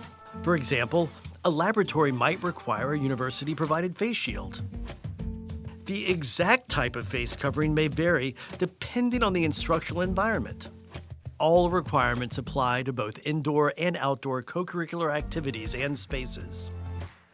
Inside of university housing, you must wear a face covering whenever you are in common rooms, hallways, bathrooms, and other shared spaces, unless you are showering, brushing your teeth, or some similar activity. And finally, for all our students, it is your choice to wear a face covering when in your own room or suite within your residence hall. You must wear a face covering when visiting other rooms or suites within your residence hall and when you host a visitor from a different room or suite within your residence hall. Finally, the total number of people in your room or suite cannot exceed the preset guidelines necessary for physical distancing. And what if you are faculty, staff, a contract worker, vendor, family member, tourist, or a different type of guest to our community? In addition to the general requirements, faculty and instructional support staff may have an additional code of conduct to follow. You must wear a face covering in indoor or outdoor classrooms, labs, or other instructional spaces. You must wear a mask in an office space with an open floor plan, even if you can maintain a 6-foot distance from your closest colleagues. You must use face coverings when you have to interact with others, such as talking with colleagues or advising students. Employees who move throughout buildings, including private office spaces, to perform their work must wear face coverings at all times. Examples of this type of work include IT, building maintenance, dining, and library staff. Employees working in outdoor spaces may choose not to wear face coverings, as long as you can maintain a continuous 6-foot physical distance from others during your activities.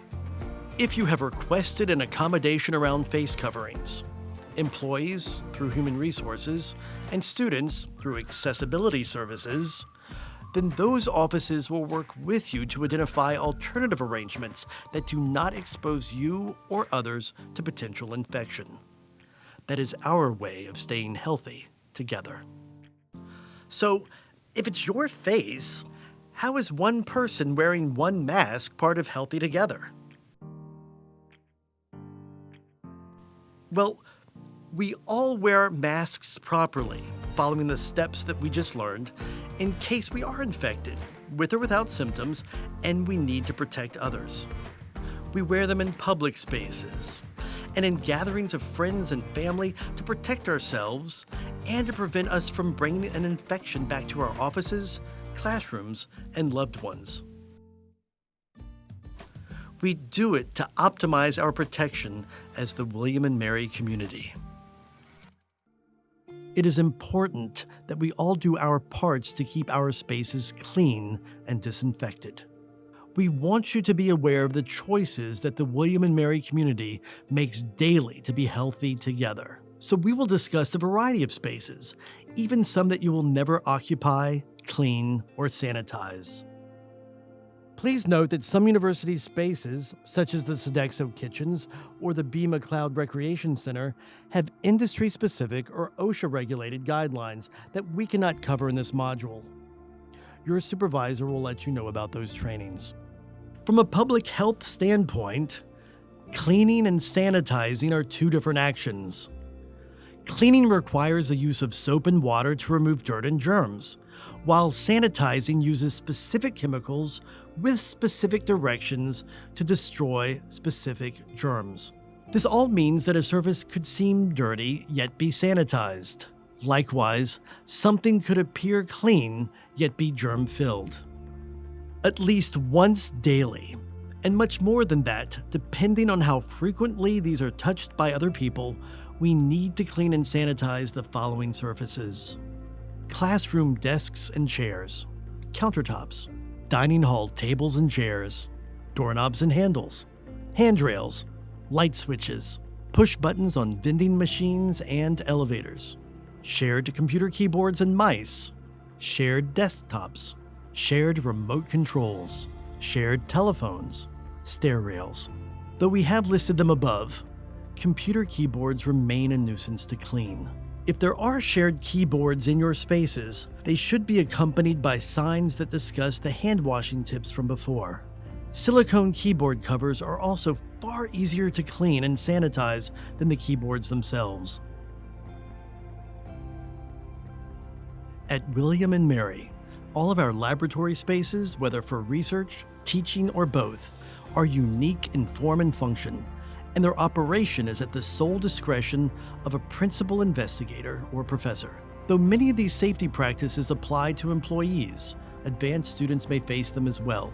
These would include arranging shift work, continuing telework when possible, establishing a set flow of travel in and among laboratories and buildings to reduce contact with others, keeping self-assessment records for both general health and fitness to work, limiting occupancy according to the lab square footage and ventilation equipment, setting guidelines for physical distancing when more than one person is in that space, upholding laboratory cleaning and disinfecting protocols. When in doubt, please direct your questions to the professor or principal investigator in charge of that lab. Thinking of the high costs of sanitary wipes on the internet, we sometimes will see an over-reliance on costly disinfectants, when little or perhaps even none would be adequate. For surfaces and objects that are not high risk or high touch, for example, the top of a bookcase, the floor under your desk, or that original 1978 copy of the Star Wars Holiday Special, regular disinfecting is not required.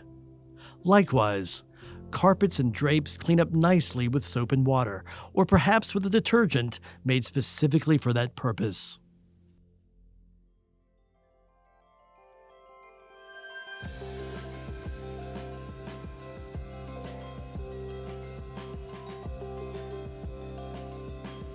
So, by now we know about physical distancing, wearing masks, washing our hands, staying at home when ill, and keeping our spaces disinfected.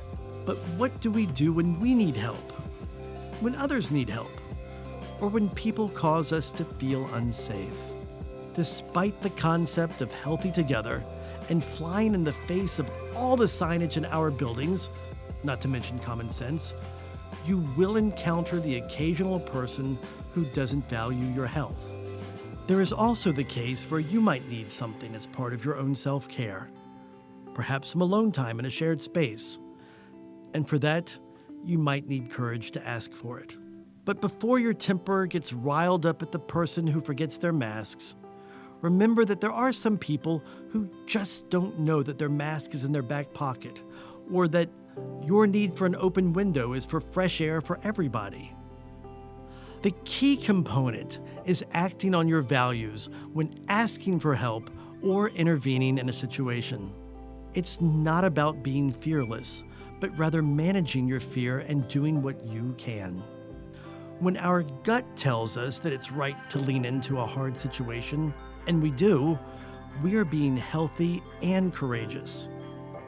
To support William & Mary, the Greater Williamsburg community, and all the cities that host our campuses. Please expect others to remind you of the importance of these precautions and ask you to leave a classroom, a laboratory, a workspace, or a community space if you are not wearing an appropriate face covering. Likewise, we hope you will also bring it to the attention of others when they are violating our policies or general public health precautions. When the situation becomes hostile, for example, when a person coughs on you with intent, or when a colleague refuses to uphold our community values around flourishing and respect, then we remind you of the following. Seeking sensible support shows strength. Students can discuss the issue with a resident advisor, an academic advisor, a professor, a dean, or another person who could help them. They could also file a care report from the Dean of Students' office webpage. Remember, when we reflect and use our own values, then the individual tasks of asking for help, along with the shared role of intervening, become not only easier, but they also become more effective.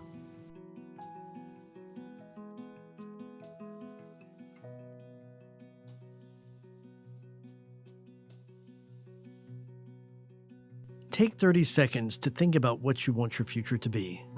For yourself, your loved ones, your peers, your profession, and this campus. Add to that vision the fact that until we have an effective vaccine, we must all support our own immunity and adhere to physical distancing, wearing a mask, proper and frequent hand washing, using hand sanitizer when soap and water are not an option, avoiding contact with people who are ill, avoiding contact with healthy people and getting medical attention when we are ill, seeking sensible support because it is a sign of strength, facing others with courage when their misinformed choices violate our right to a healthy community. Our university is more than 3 centuries old, and with a shared responsibility for our wellness, we will be around for centuries to come. And just as universities seek to apply knowledge and facts to expand our minds, our work, and our world, that same pursuit of scholarship and science versus luck and gossip will guide our intentional response to this pandemic and to other pandemics centuries away.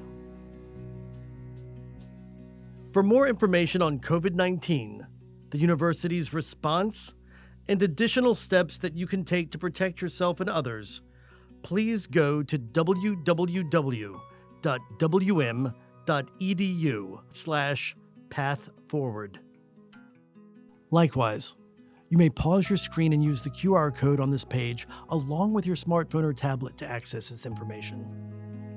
If you encounter somebody dishonoring our Healthy Together commitment, please email covidconcerns@wm.edu for our advice and support. Before you apply the guidance from these trainings, please think about the future that you envisioned at the start of this last module. Wherever you are right now as you attend this training, and no matter what valuable role you play at the university, please know that no one person or any one office is responsible for our health. With your ideal future firmly in mind, we are grateful for your answer to the question, what can I do to help make William and Mary healthy together?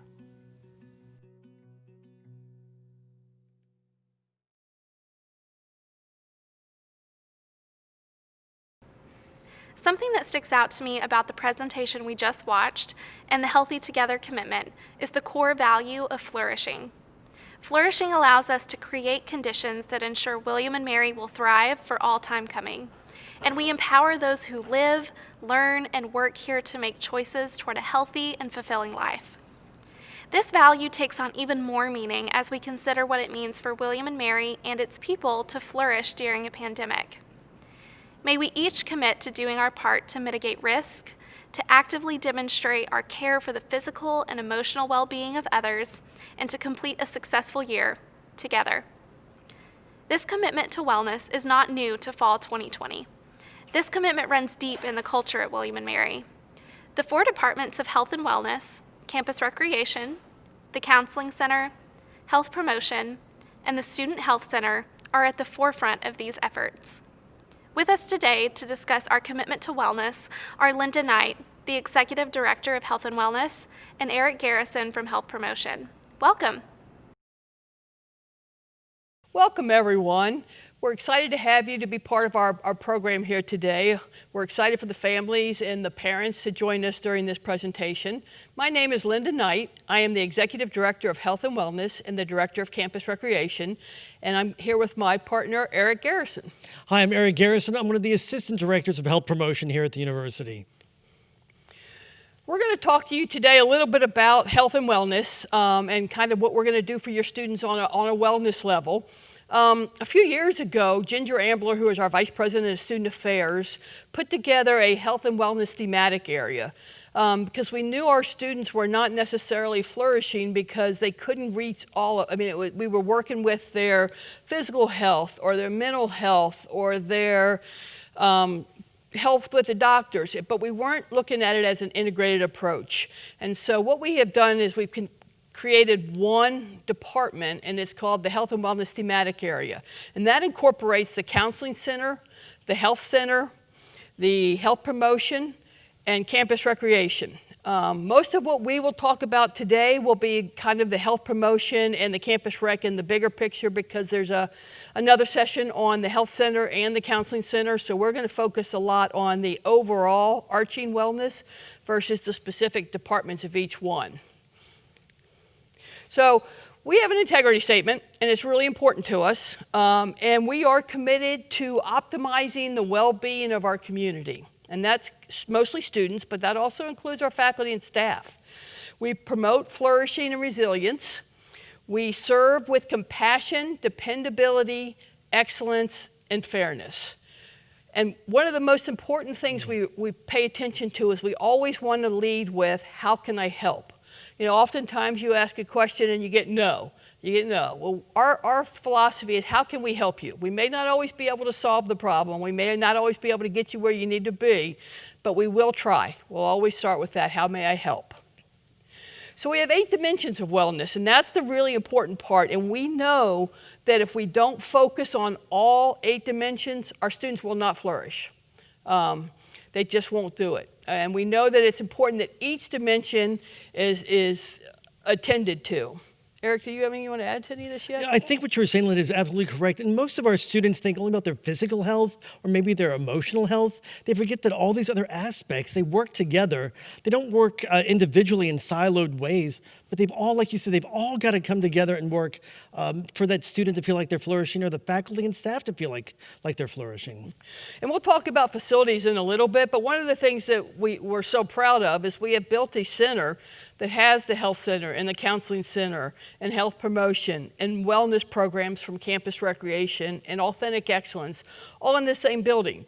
We found that if a student was really not feeling well physically or emotionally, or they were just super tired or they were stressed, trying to go from one building to the next just wasn't being successful. So we'll talk about the facilities in a little bit, but that is part of our integrated approach. So we have a building with 4 different offices in it, but we are one department, and we work as one department, and we each help each other out, and we can call up each other and say, hey, I got a student who needs X, Y, or Z, and we make that happen. So I think that's an important part of our integrated approach. So we're going to talk about those 8 dimensions, and the first dimension is emotional and mental. And this is really coping effectively and having a sense of positive self-regard and creating satisfying relationships. This is not doesn't automatically go to a suicidal person or a person who just can't cope. It can be a lot of different things in the emotional and the mental area. The second area we want to talk about is environmental. This is an important one. Now, so I'm a little prejudiced because I also am the Campus Recreation Director. So a lot of these pictures you'll see in here are around Campus Recreation because those are the ones that I have. But we are also fortunate enough to be one of the offices on campus and one of the departments on campus that can reach all 8 dimensions. Some of my partners in health and wellness can do most of them, but it's that physical piece that really kind of sets us apart. But we all work together, and if a student needs some physical exercise, one of the things that our doctors put on their prescription pads is exercise. You don't find that everywhere. They don't automatically prescribe a pill. It could be, hey, you just need to go exercise because you're stressed. So that's part of our whole picture of the thematic area. And Linda, I know you said you're going to talk about the facilities later. One of the things that I love about our two buildings, they embrace the environment. They're sustainable, they're environmentally friendly, LEED certified. So we really do take care of that dimension ourselves. And like you said, we really want our students to as well. Absolutely. And the campus recreation building was the first LEED certified building on campus, which is environmentally friendly. And that was one of the few in the country that was able to do that with a renovation project. Our wellness center just got a gold LEED certification, which it may be one of the only, if not the only one on campus that's gold. So they really, really focused on making it an environment where people would feel welcome and also protect the environment. Next area would be financial. And between all of us, we hire over 300 students. We have a lot of students that work for us, from everything from wellness ambassadors in the wellness center to patron service assistants, fitness instructors, lifeguards, outdoor trip leaders. We have a couple groups that answer with Eric that are some of our peer education groups. Now they're still employees, they just don't get paid. So he's got a couple peer education groups, but they don't necessarily fall into the financial piece. The important part about that is we teach students basically about financial skills. So we don't just give them a paycheck, we bring in people to talk to them about how to manage your budget. How do you handle these things? We like to think our students get more than just a job. They get an experience and they can use that in the future. But that's really important to us, that we don't just give them money. It's about what do you do and how do you manage that. Next piece is intellectual. Obviously, the students get that everywhere on campus. We're at an academic institution, and that's important. But what's also really important is that the academics is not the only place where they learn. We really focus a lot on teachable moments and making everything we do educational. We play intramural basketball. How do we make that educational? We spend a lot of time talking about teamwork and commitment, and if somebody does kind of maybe go overboard a little bit and we have to eject them for some reason, we don't just eject them, we bring them in and we talk to them about why that's not acceptable. And if they were in a job in 10 years down the road in a financial institute, if you did that, you'd probably lose your job. So it's really important that we make everything educational, and we spend a lot of time on that in all of our areas, and Eric can talk a little bit about that because his peer educators are absolutely amazing and get the advantage of that also. We have a great peer education program on campus where we have students who are going out teaching other students about these skills, the knowledge, helping them change their attitude. But one of the things I also like, Linda, is we have these wellness apps that we teach. It's not an app like you would have on your phone. These are applied wellness classes. So you would learn the theories and the history of bicycling, but then you also learn the techniques around proper bicycling. Mm-hmm. You learn about the history of yoga, but then you apply those techniques to your life as well. So I think that's the really cool, when I see it on the screen with the formal and informal learning.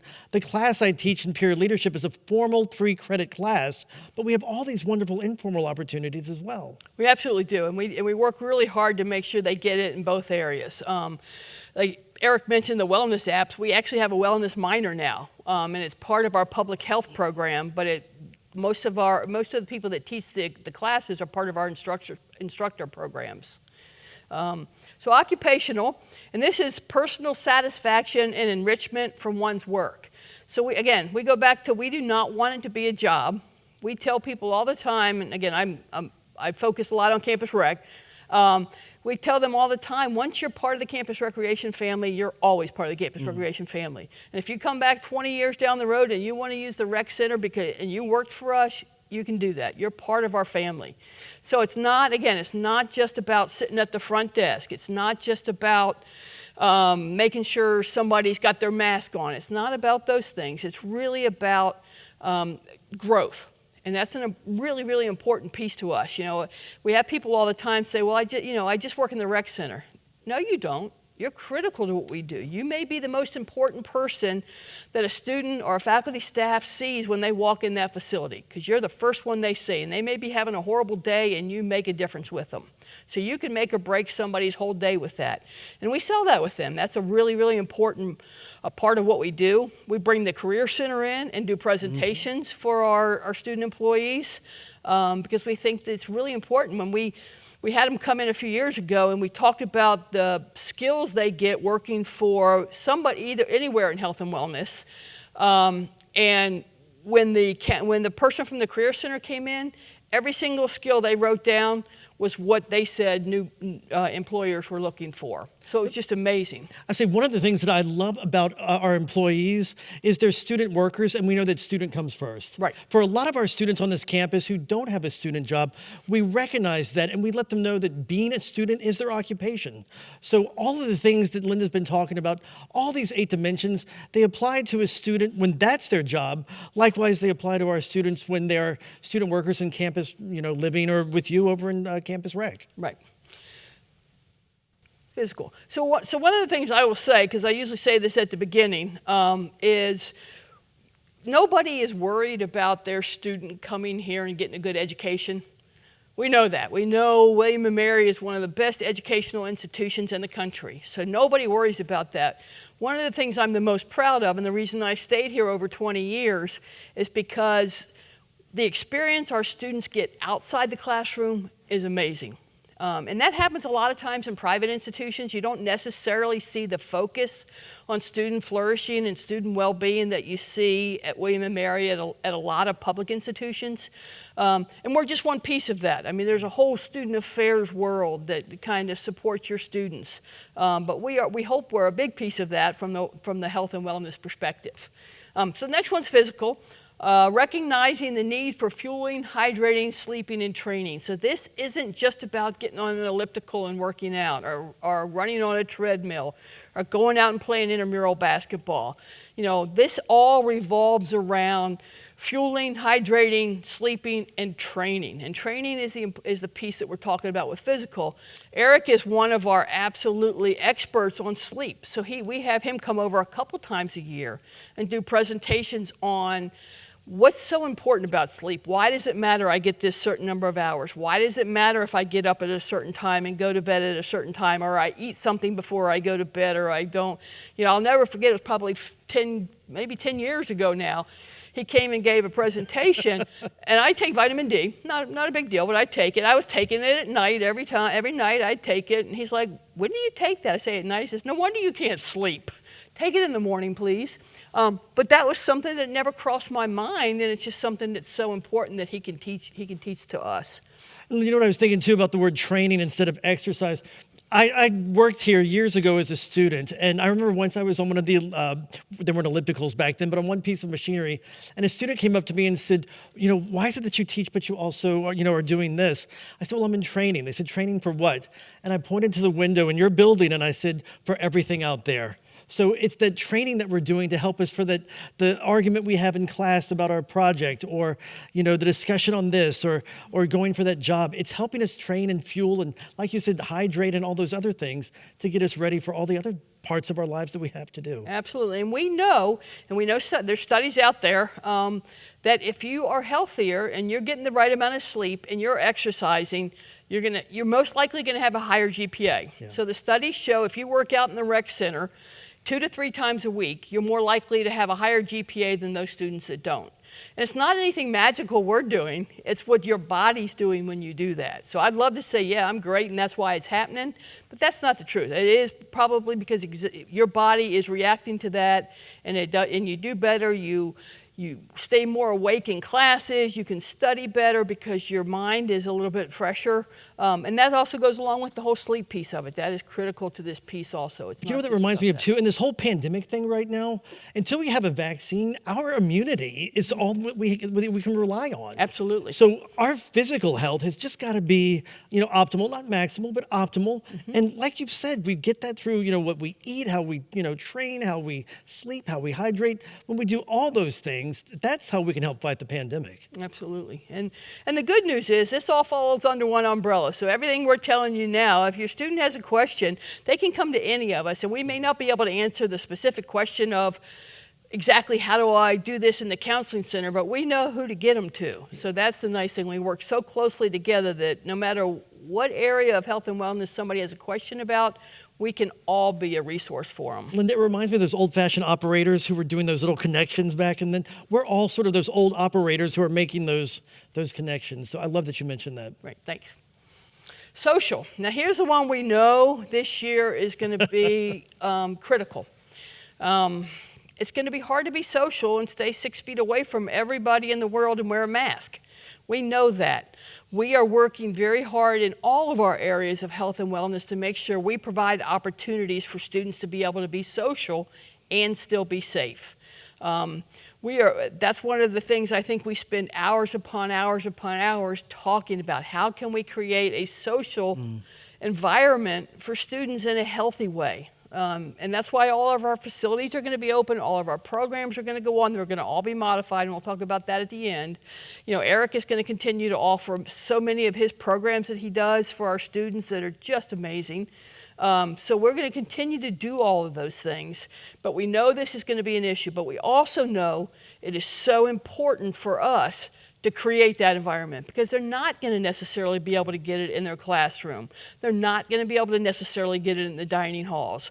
All these places where the people could create a social circle, they can still do some of that, but we have to provide the activities for them to be able to do that and do that safely. And I think the important thing here, going back to another word you use, is the physical piece. You and I are physically distant, but we're socially close. Absolutely. We text every day. This afternoon we saw each other in the hallway. We were chatting, but we still had a physical distance. Right. But we maintain those social relationships because they're so vital to our mental and emotional health. They are, and we know, we've heard from the students when we talk to the students that work for us, this is a tough year to come back to William & Mary because you don't know what it's going to look like. You don't know what it's going to feel like.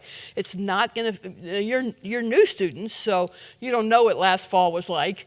But the returning students are like, well, it's going to be just like last fall, but it's not going to be. So it's really important that we do all we can to make it feel good. But we did hear time after time after time, the thing they missed the most was community.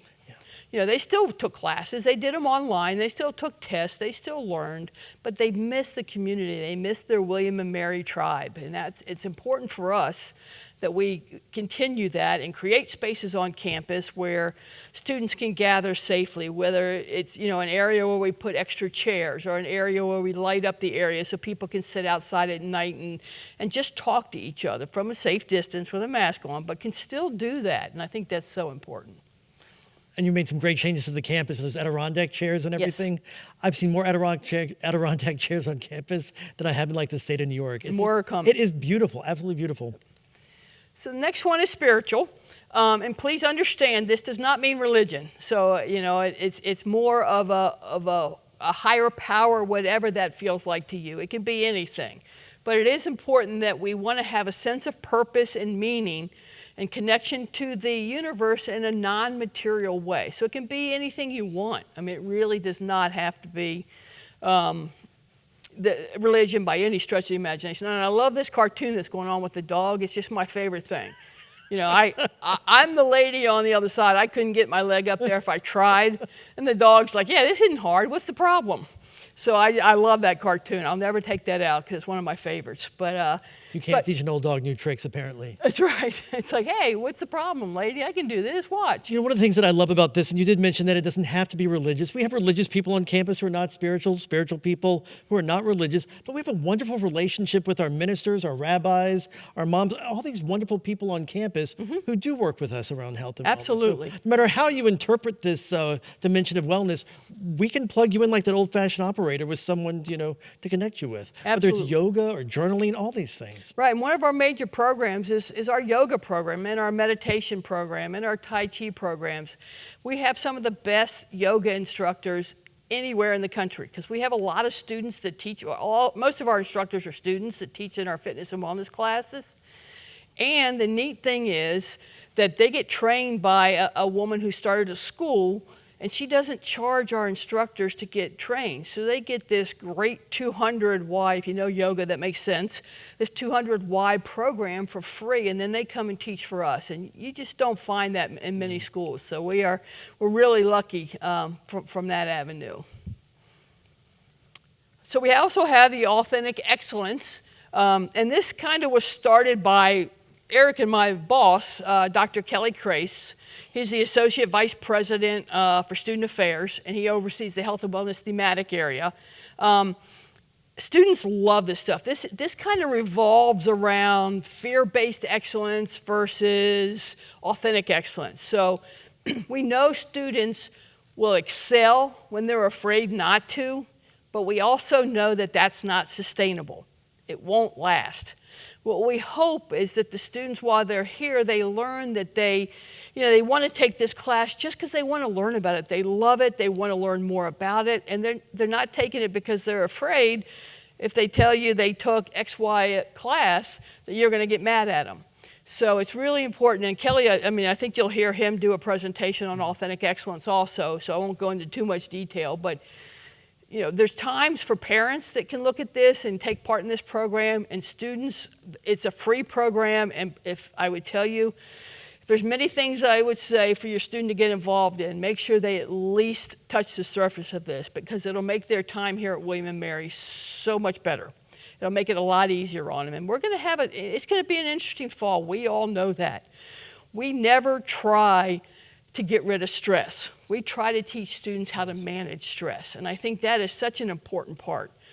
The other thing that we try not to say, we never try to get students to have a work life or class or class life balance, because how many people have ever felt balanced?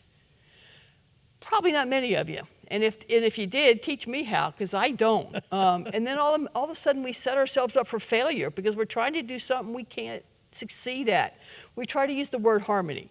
So if they can find a class life harmony or a work life harmony, that's okay. That works better, because maybe during exams you spend all your time studying. Maybe 2 weeks after that, you spend more time in your social life versus studying. So as long as you feel like you're in harmony, it makes it a little bit easier to be successful and be a little bit more resilient. A lot of parents will ask us, or families will ask us, what is this word resilience or flourish? You keep using these words all the time. And I think of a slinky. If you pull a slinky all the way out, that's when you're languishing, you're stressed, but a slinky will come right back again. That's a person who's flourishing. We can stretch them with, their classes, with an emergency, with an illness or something that happens in the family, but they will come right back again if they're resilient. And these are the skills, Linda, that you're talking about, that we hope that if they don't have, they will gain while they're here. And the good news is we think a lot of our students coming in this fall have had to deal with and be resilient, because they were in high school last year and all of a sudden their high school got canceled. Their graduation may or may not have taken place. Their spring sports may or may not have happened. Their spring choir may or may not have happened. So they had to become we hope they became resilient through that. But we know that they've had to deal with some things that no other freshman class has ever had to deal with in my lifetime. So I'm not saying it hadn't, because some things before my lifetime were probably pretty scary also. But this is a tough time, and we are sensitive to that, and we want to make sure we are reaching your students on how to best deal with that. The great thing is, if you need more information on this, at the bottom of your screen, you will see our boss's name and email address. It's kellycrace@wm.edu. Don't hesitate to reach out to him if you've got questions about authentic excellence, or how your family member, your student can get involved in that, or even some things that might be online that you could take advantage of. So you may ask, why am I putting this picture up right now? Who is B. McLeod and Goody Tyler? Reason I put this picture up right now is because we're getting ready to talk about two facilities, and one is called the B. McLeod Recreation Center, and the other is called the McLeod Tyler Wellness Center. And they are named after these two wonderful individuals. B, she was a student here. She did her undergraduate and graduate degrees here, and graduated and had done very, very well. She got her master's degree in business. Goody Tyler did not graduate from William & Mary, but was made an honorary alumnus about probably 8 or 9 years ago. They have completely supported health and wellness from the get-go. Their first gift, one of their first major gifts to William and Mary together was a $1 million endowment for campus recreation equipment. So we buy a lot of great fitness and wellness equipment that doesn't come out of students' pockets. That money doesn't come from student fees. It comes from interest off that endowment that they gave us. And then it just kept getting better. And we talked to them about the new wellness center, and they just bought into it. They just were so excited about it. They gave an enormous amount of money from the get-go to help support the wellness center. And then as things happened, we found out we didn't have quite enough money to build it the way we wanted to build it.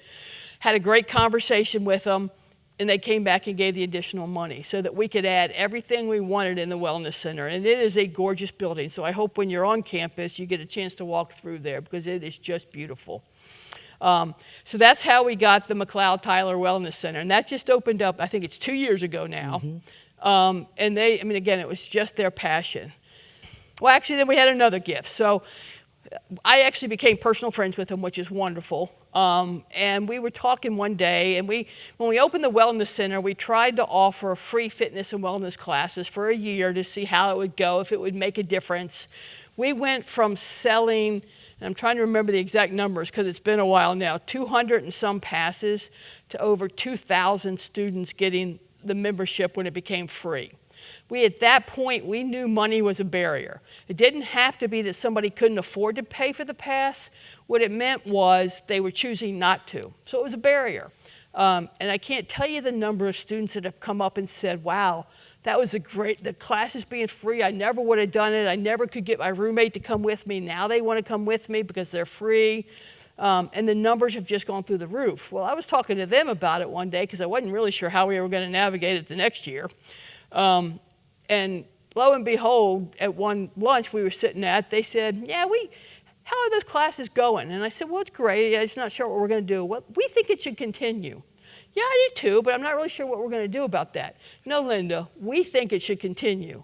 And they gave it a $2.5 million endowment again to allow us to continue to offer free fitness and wellness classes for students forever. That'll never change. Because that endowment, the interest of that endowment helps us pay for all the instructors to teach the courses, so students will continue to get those for free forever. That was huge for us. I mean, it was just, our students are through the roof with this. Unfortunately, last December, Bea passed away unexpectedly. It was tough for everybody on campus, certainly, her husband also, clearly. But he has stayed so involved. And to honor her, we just this fall renamed the Student Recreation Center the Bea McLeod Recreation Center. And we did that because we want everybody to know we are one umbrella. So the Wellness Center does a few different things than the Rec Center and vice versa, but we are still one department. We are still one. And having the names kind of coexist together really shows that connection. And I think that was really, really important. So that's why their picture's up there, because they have been wonderful. They have been kind to campus recreation. They have been kind to wellness. And Goody will continue to do that. Just some really, really nice things. So here's the new rec center. And I just wanted to show you a picture of it because that's what it looks like at night. That's where we do most of our campus recreation programs. A lot of the wellness programs that we do are now in the wellness center. We love that. We want that. But that's where all the cardio equipment is. That's where the weights are. That's where the basketball courts are. I like to say that the campus recreation center is where you really get pumped up, but your energy is really, really high. And the wellness center is where you come to calm. And your energy, it's not your energy level's low, but your emotions are a little lower. The meditation, the yoga versus a body pump class. So, they both serve a purpose and they're both equally as important. They just do different things in the different buildings. Yeah, so we also have a lot of outdoor programs. So in our area, if you're part of campus recreation, we have intramurals, which is students participating against each other within the institution.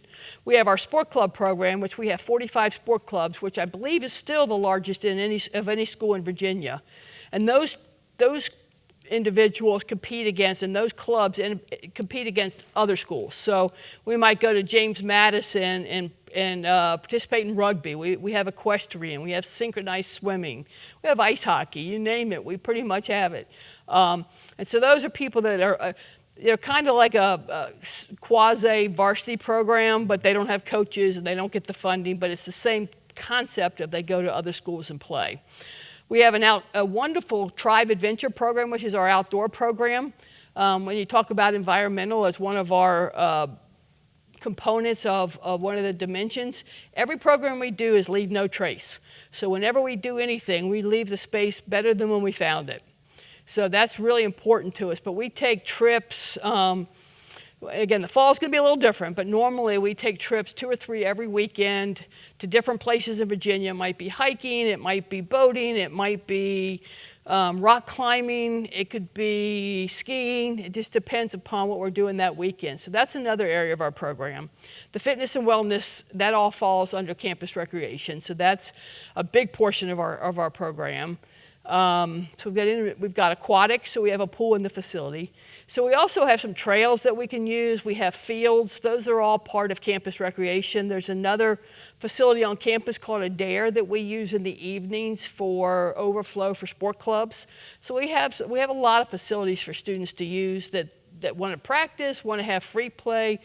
Again, unfortunately, this is probably the hardest thing about fall for me. Informal rec is one of the most important things I think we do in our program, and that's the student that just wants to come in and play pickup basketball or play pickup volleyball or soccer or what, and we just can't do that this fall because we can't regulate the social distancing with that.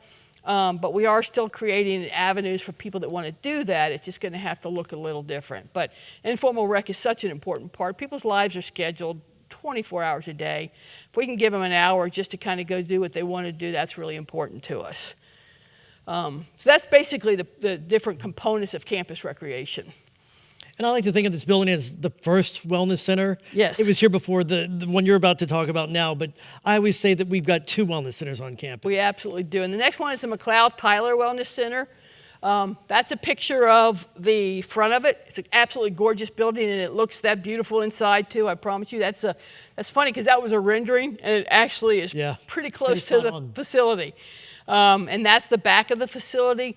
It's such a gorgeous building to see, even at night, at daytime. In the spring, you can't find much better because you've got all the trees starting to bloom and stuff, and it's just really, really pretty.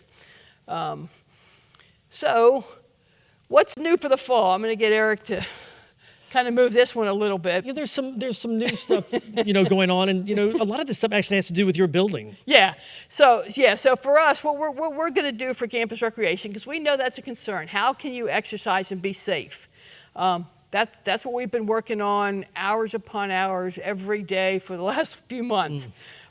So what we're going to do from the Student Recreation Center is we are going to have the students sign up for a 90-minute period. So you can go online, doesn't cost you anything, and we have an app on your phone, so you can just go on your phone and say, I want to sign up for 8 a.m. till 9:30 a.m. You sign up for it, you come in, you work out. Every hour and a half, that 90 minutes, at the end of that 90 minutes, we'll close for 30 minutes and do a deep cleaning of the whole facility.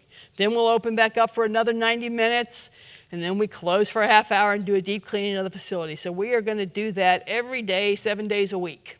It's because we know it's important for people to exercise. We know that's important. We are going to be, everybody in health and wellness is going to be doing some online programming, but also in-person programming. So if you want to see a counselor, you can say, hey, it's really important that I go see a counselor face-to-face, and that'll happen. If you say, hey, I'm more comfortable doing a Zoom meeting or I don't know whether they use Zoom or not, but a online meeting, then absolutely, you can do that also. Same thing with the health center. We all know about telehealth now because everybody's doing it. But if you really want to come in and see the doctors or the nurses, you can do that, absolutely.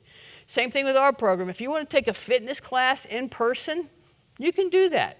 Or you can do it online, and we tape most of those. We have a YouTube channel, and if you want to work out at midnight because you're in the room and you're tired of studying, Just pull up the YouTube channel and you can take a fitness class.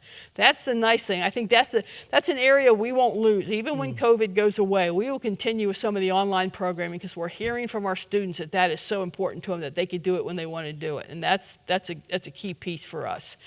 So that's kind of how we're going to handle the recreation center. Intramurals, we are still going to have things go on. Now, we're not going to have flag football, but we'll have punt, pass, and kick. We're not going to necessarily have 5-on-5 basketball, but we'll have a 3-point shooting contest. We can play a horse game. We can do all kinds of stuff that still allows you to be active and still do the sport that you want and social distance and stay away from everybody, but still get that activity. And we hope to do something. We'll do something like that every single week. We'll have something out there for our students. We're looking at tennis. We're looking at pickleball. We're looking at some things where you can actually do that in social distance. Now, one thing that it is important, because we went back and forth a few times, to know is anytime you're in the rec center, like anywhere else on campus, you have to wear a mask. Even when you're exercising, you have to wear a mask. That might mean that some people who may not be in as good a shape, or some people who are in really good shape that aren't used to wearing a mask, might have to lower their intensity a little bit at first.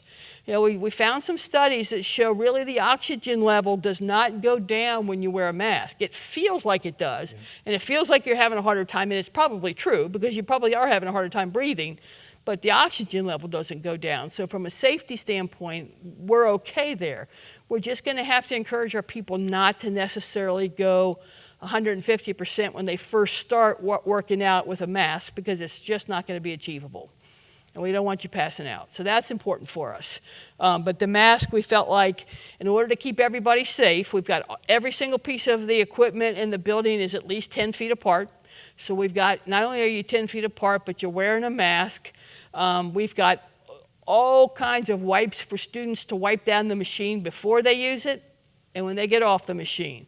And every 2 hours, we're coming in with a deep clean to do the whole area where the machines and the weights and everything are. So we're making it as safe as we can possibly make it, because we know that's an important part of that's a good social piece for students is to hang out in the rec center and work out and see their friends over there. So that's really important to us.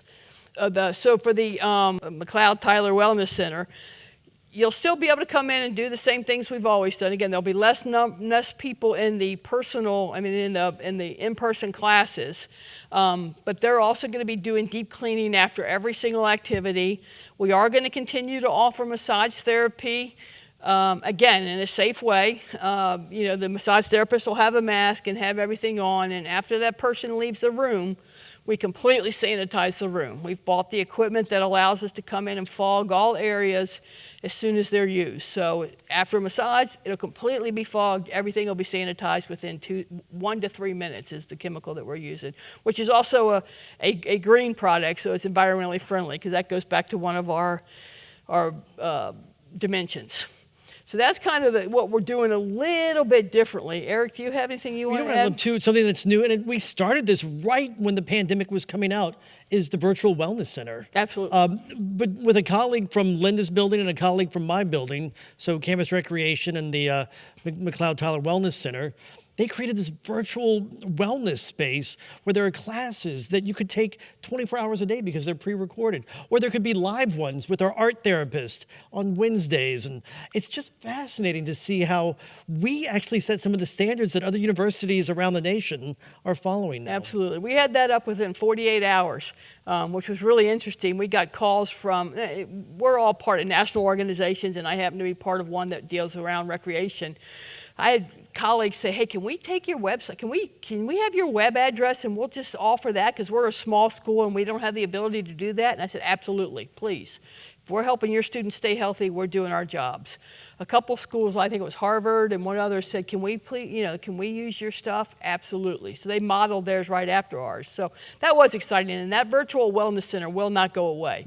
I mentioned it once, but there is actually a wellness app you can get for your phone. Again, it's free, it's easy. It allows you to register for classes. It allows you to register to use the facility. It allows you to know what's going on at what time, what programs are going on. It's got an area for the counseling center, for the health center. So that would be advantageous for all of our students. I wish I did not put the web address up there, but if you want that, please reach out to Eric or myself and we'll get that to you. But if you just go on the App Store and put William and Mary Wellness, it will pop up also. And that works with a group called Fusion, which is the same system we use in the rec center. When you swipe your ID to get in the building, that's the exact same system. So they talk to each other beautifully. And our email addresses are going to be on the very last Yes, slide, they are. too. And you know what I love too, Linda, is, you know, because of everything that's going on, we didn't drop our standards. We actually maintained or increased the standards. So when we talk about telemedicine or telecounseling, those are still HIPAA and FERPA compliant. So we didn't lose anything through this. Those things stay the same, but other things have actually elevated. So, you know, in amazing ways. But I will tell you, I don't know about Eric, but I am so ready for your students to come back. The thing I love most about what I do is the interaction I have with the students and providing opportunities for them. And not having them here since March has been painful. I mean, it's not, you know, I'm not saying that for any other reason than it's genuinely what I love about my job. We have over 80% of students participate in some form of campus recreation. And my guess would be, and I haven't been able to get this figure yet because we can't get some stuff from the counseling center, from the health center for FERPA reasons, but my guess would be we're probably about 92 to 94% of all students participate in health and wellness. Yeah. And that's pretty impressive. So, I mean, and I'd love to say it's because we are wonderful, but we are, but that's not the reason. The reason is the students that come here are wonderful. They want to participate, they want to learn, they want to grow. And we're going to provide the opportunity that makes it the best it can be for them, but they have to come, and they do, and that's what's so important to us. Now, I'm sorry, I was thinking about the thing you were mentioning earlier about authentic wellness, authentic excellence, where there are, you know, if we under-attend something, it becomes a want. If we over-attend it, it becomes a need. They value this. Right. They come to our programs because there's a value inside of them that lets them do that. And that's what's important to us. The hard thing with this one is we normally have a whole crowd of people that ask some great questions and we give some great information from those questions. I feel bad that we can't do that for you right now, but you can certainly reach out to myself or Eric at any time, and we will get back to you as soon as possible. I mean, if you send me something at midnight, you may not hear back till sometime the next day, but we are happy to reach back out and answer any questions you might have or just any concerns you might have. It's important for us that you're comfortable with this situation for your students too. We know they want to come back. We don't worry about that. What's important is you as family members want your students to come back and feel good about your students coming back. That's also important to us, and we've spent a lot of time making sure that we can create an atmosphere that we think is going to work, and we know we might have to shift at some point. It may be we think this works, maybe we think a half hour is long enough to clean the rec center, and we find out, oh my gosh, we need 45 minutes. Then we'll shift. We know that. We know we might have to make some changes, but we will be paying attention to that and making sure that we're making it safe. And I know Eric is going to be doing a lot of hands-on stuff. Myself as a director, I'll be one of the ones out there cleaning. So it's not like I'm just going to have some people cleaning and I'm going to be sitting back in my office going, wow, that's a lot of work for them. I'll be out there with them because that's important to us, that we are out there and we are supporting you and your students. So thank you. Thank you for your time. We appreciate you joining us for this, and please reach out for any questions you might have, and we'll be happy to answer those. I say we are all in this, doing this work together, and that's how we stay healthy together. Right. That's our theme for the year, healthy together. So thank you, everyone, and have a wonderful day. Thank you, Linda and Eric. I hope you could see from their presentation that our commitment to wellness will extend far beyond your students' first semester at William & Mary, but rather we hope to instill a lifelong commitment to wellness. We have so many incredible professionals and resources available to help students care for themselves and others in their community. Following the theme of resources available to your student, one of the most critical resources available in our community is the William & Mary Police Department. Whether you are a student or a family member, we want your experience at William & Mary to be a safe and enjoyable one. The William & Mary Police Department provides professional police, public safety, emergency communications, and critical emergency management services that help keep our community safe. Here to discuss ways we build a safe community is Chief Deb Cheeseborough. Welcome, parents. I am very honored to be here today to be able to talk with you about the safety and security of your student while they are here at William & Mary during the academic year. I know in the past we have had several questions from parents, so what I have done is put together a presentation that hopefully covers most of your concerns or questions. In the event that there are additional items that might come up for you, I would encourage you to go on the William & Mary Police Department website, see if your answer is there, and if not, please email me and we'll provide that information to you. So let's talk about the police department, our staffing, our mission, kind of all the basics that you might be wondering about. Who is it here at William & Mary that tries to take care of your student and keep your student out of trouble, in addition to you, of course? I am Deb Cheeseborough. I am the Associate Vice President for Public Safety and the Chief of Police. I have been here at William & Mary for 6 years now. Before that, I was at the University of North Carolina School of the Arts for 9 years. And then before that, I was at the University of Michigan for 5 years as their deputy director. So what I tell the students is, from University of Michigan of 40,000 students, as deputy director, I went from one of the largest schools to North Carolina School of the Arts, which had about 1,000 students, so one of the smallest schools. And then I came to William & Mary, which is the best school. And I truly believe that. I so enjoy my position here, and I so enjoy working with the students that you allow to come to our school. I want to thank you for that. They are amazing, amazing students.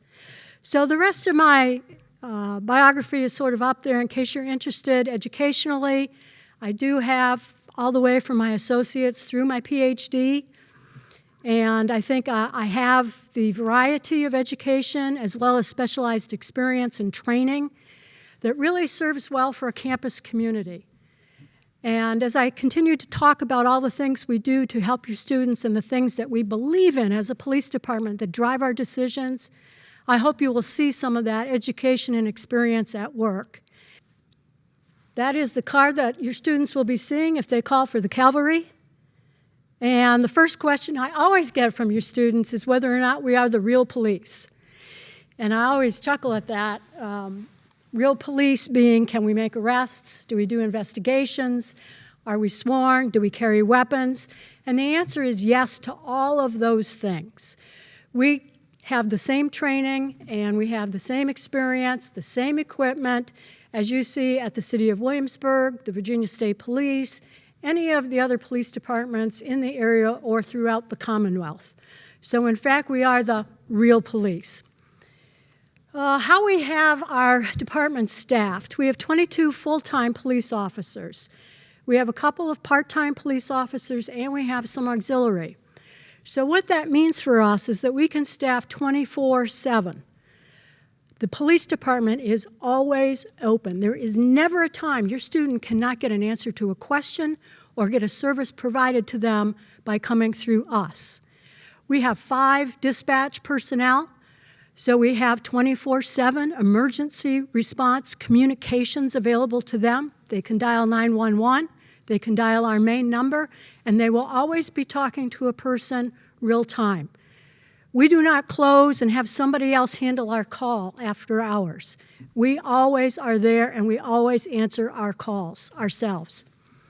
So the relationship with the other police departments is really based on our authority. So our authority is all of William & Mary property and the roadways directly adjacent. And William & Mary property is defined as owned, leased, or controlled. So even though we may have a building that's not on what we consider main campus, but we lease it a couple of blocks away, that would still be our jurisdiction. Because so many of our students live in the surrounding area, and because sometimes we have students involved in things that are off campus, we try and work with the City of Williamsburg Police Department as very close partners to ensure good communications between the agencies and a good understanding of what it is our students may represent within our community and what other city police officers can expect from our students. We also have an incredible relationship with James City County Police. We have a good relationship with the Virginia State Police. So I could go down a list of agencies, and I do this to let you know that whether your student is on campus or they go off campus, there is good communications and understandings between the area police departments. And typically we will get a phone call if there is an issue or concern or problem with your student, even if they are not within our campus at the time. So our mission, I sort of like to just talk about the mission instead of doing all of the bullet points. And this is the way I like to think about it and the way I talk to our police officers about it. We are here 24/7 to not only keep your student safe, but to make your student feel safe. We are a support service. Everything we do is about making sure that your student, our faculty, our staff can come to work every day and do their jobs and not be worried about their own personal safety or security. And when you think about it, those are two very different things. I can have a community that is safe. I can show you all the statistics. But if they start reading headlines about other areas in the country, or they experience something when they're away from campus, perhaps on a break, and it's not a good experience, and they come back, and there's some element of fear that has developed. What I want our officers to do is to work in a fashion where we establish a really good relationship with students so they can feel comfortable talking to us, let us know what those fears are, and that we can meet whatever that challenge is. Let me give you an example of how we sometimes try and develop that relationship with our students. And I think this is probably the best example that I could give anybody. So we tell, again, our officers these things up here. Be safe, feel safe. We want really good communications. Because of that, we do non-police things. So based on our values, which are up here, I want them to make a decision every single day about whether they provide a service or not. So here's the example. A student in Wawa, and if you haven't been there yet, ask your student, or you will probably drive through there at some point in time. A student at Wawa was on her way to do a presentation for a class. She came out, jumps in her car doesn't start. Her car is full of boxes for materials for her to hand out and for her to use in her presentation in class. And this was an extremely important presentation for her grade. She has nobody else to call. She's not on campus, car won't start, and she called the William and Mary Police Department. And I am so proud of what our officers did. They said, we want you to feel as if you can call us for anything and we will help you figure it out. And they used our values. And they said, if we're part of the community, if we're supporting the community, then we need to try and do some things that are not traditional policing. She calls and says, here's the situation. I don't know what to do, and starts crying. As you can imagine, if you're that student, this is the most important thing to them in the world at that point in time. And we happen to have some officers that were available, and it took them about 2 seconds to say, you know what, we're on our way over.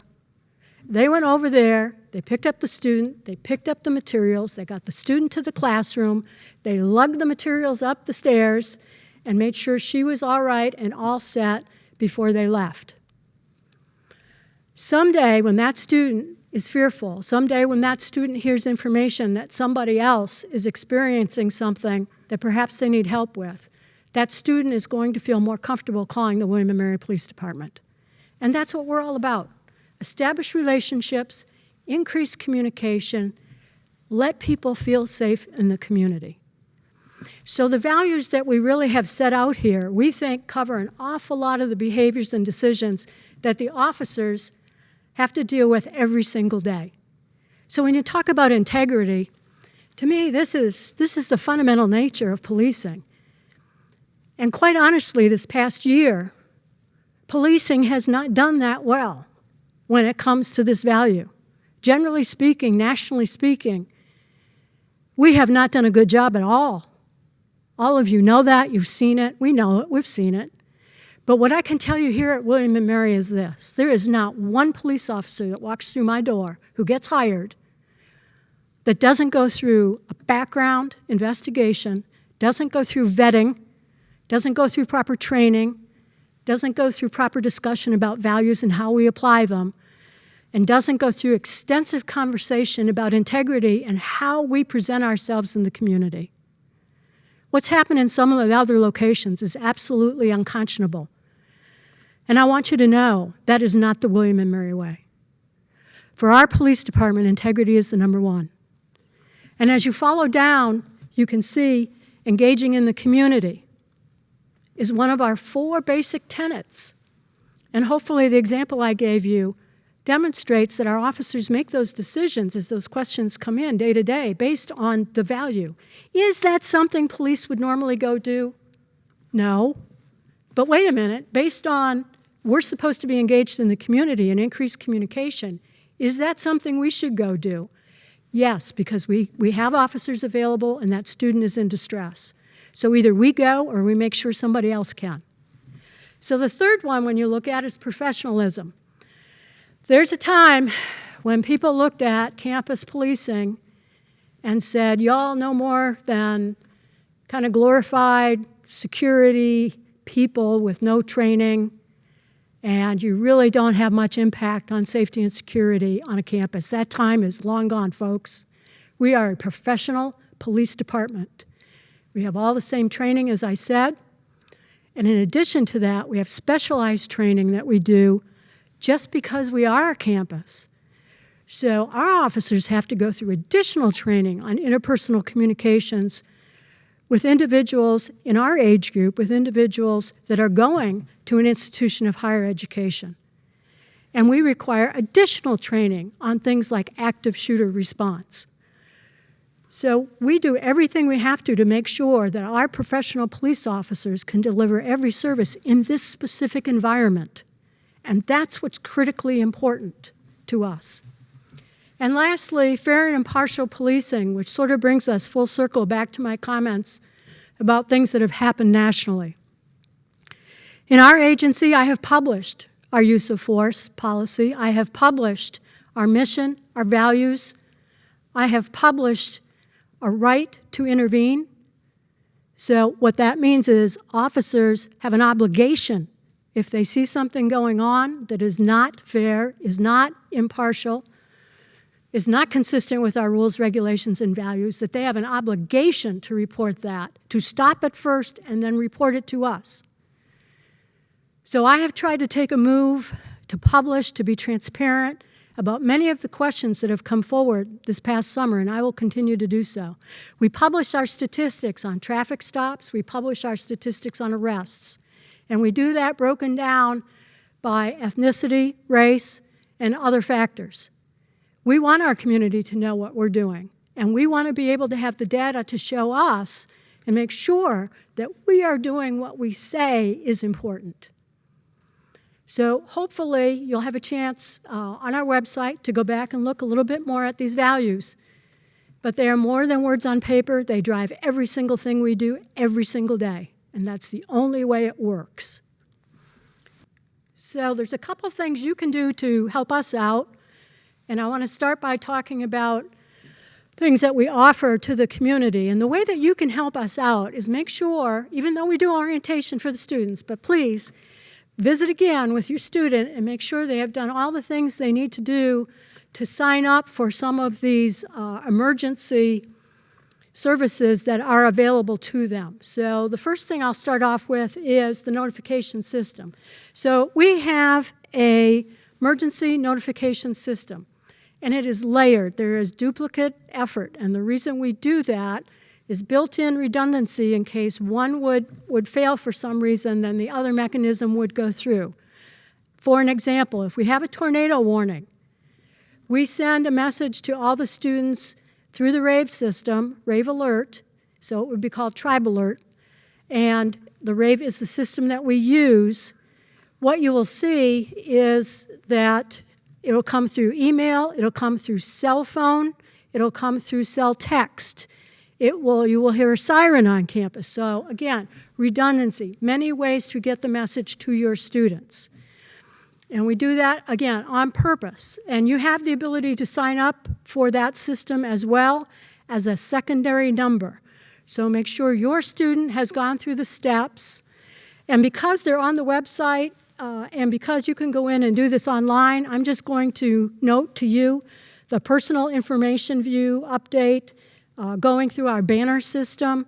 Please look at that. Please encourage your student to look at that and make sure that they are signed up for that mass notification system. Everybody's in the email to begin with, but we need them to actually put in their cell phone numbers, and if you want to be a secondary number, to get that in as well. So you can help us out in that regard. And you'll see this is additionally, again, on the website. You'll go in and you'll be able to enter in this information. And the emergency notification system, there are a couple of nuances to it. One is what we call a timely warning. And sometimes we have individuals who ask, well, what happens if there's a violent crime on campus?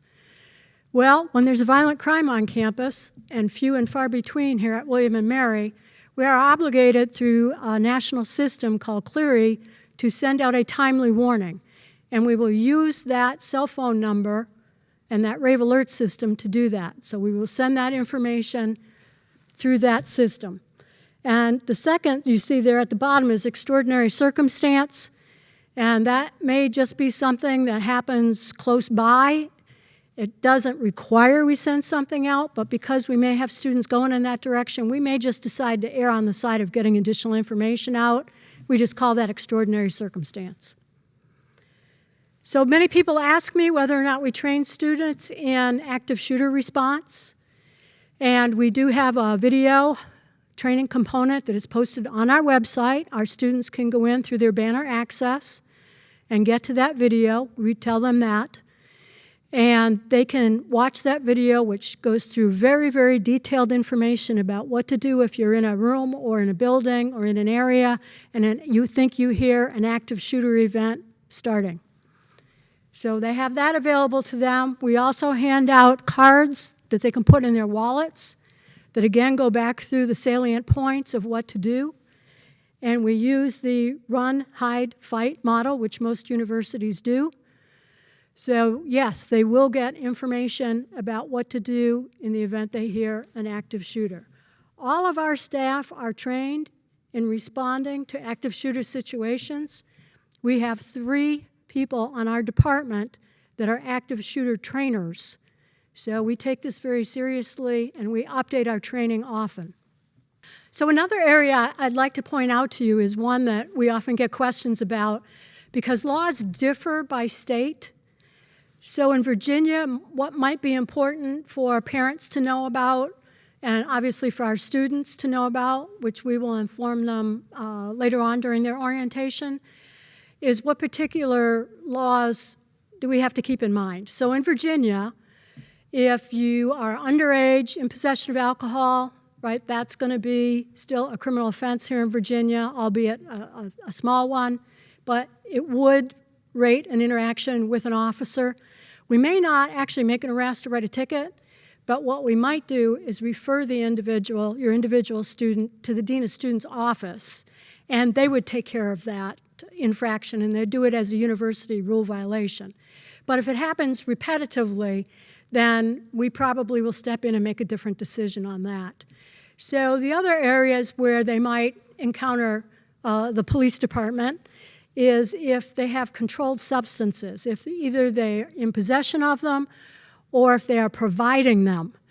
And in that case, other than marijuana, which I'm going to talk about right after this point, in that case, then there probably would be criminal charges that are brought.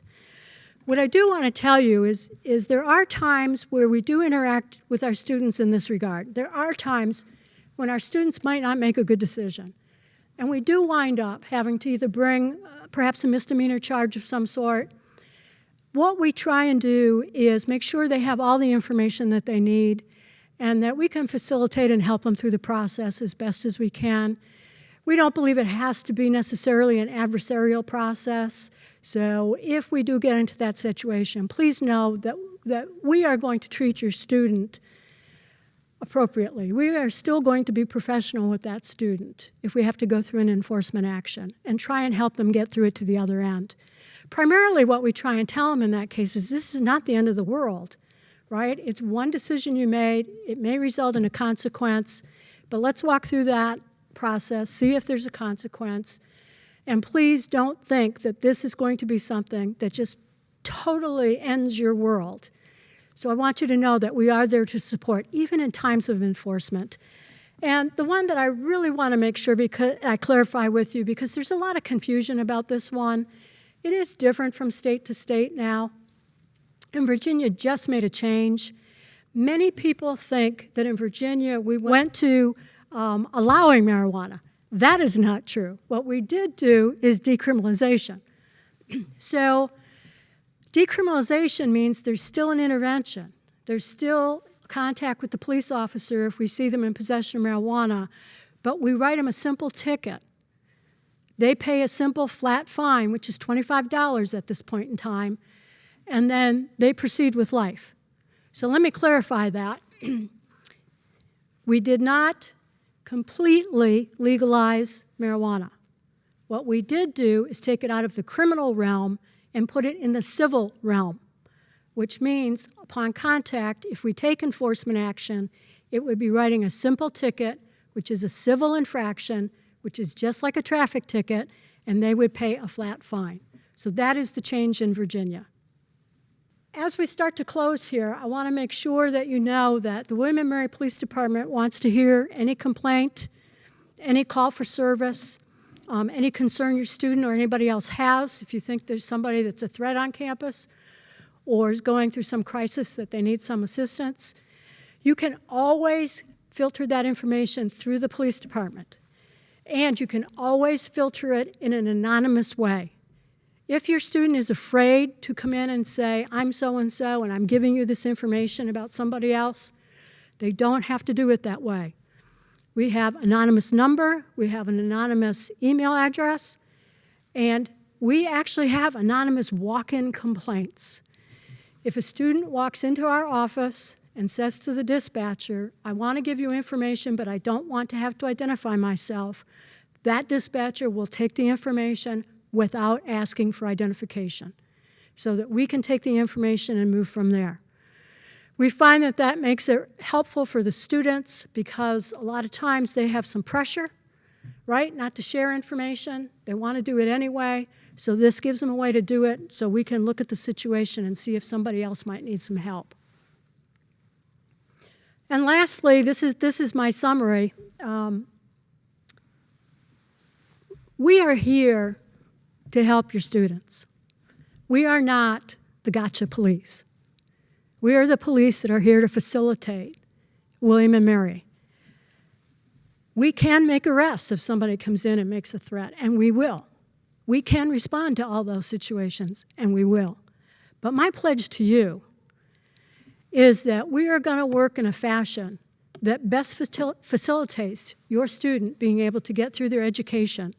And we will be just as happy, well, not maybe just as happy, but close to just as happy as you are when they walk across that stage for graduation. Because we know we've had a part of that. We know we've been able to keep them safe to do that. And that's really what's important, most important to us. So I will also tell you as parents that some of your students are going to come to campus. You're going to start calling them day one, and they're not going to answer your call. And you're going to call again, and they're still not going to answer. And a day or two later, you're going to be worried about them, and you're going to call my dispatch. And you're going to say, I tried to call my son or my daughter and they wouldn't pick up, and I don't know what to do. We'll actually have somebody check on your son or daughter, and we have literally had an officer tap the student on the shoulder and say, call your mom or dad while I'm standing here. And they will roll their eyes, and they will do it. Happens every single year.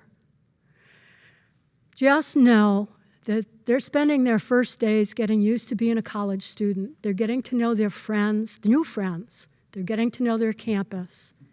Please don't get worried if they don't return your first or second call. They are taking part very actively in their new life, many hours in a day, just to get acclimated and ready to go.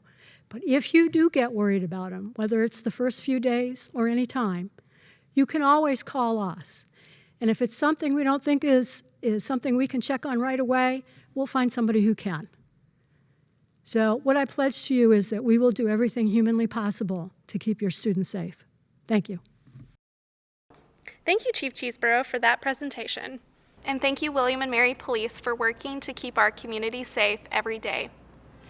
This concludes our presentations this afternoon. Today we learned about how you can support your student as a family member, ways your student will be able to explore their curiosities through a liberal arts curriculum, and the many resources that exist to help keep our community safe and well, both physically and mentally. Family orientation does not end now, though. Tomorrow, August 17th, and Tuesday, August 18th, will feature a variety of breakout sessions for you to attend. This will be a choose-your-own-adventure style schedule, which allows you to choose sessions most relevant to you and your student. I would encourage you to spend some time this evening creating a game plan for attending these sessions. Please keep in mind that all sessions will be recorded and available for viewing after the conclusion of family orientation. If you have questions about today's program or want to learn more about tomorrow's sessions, please reach out to us at families@wm.edu. Thank you for joining me this afternoon, and have a wonderful evening.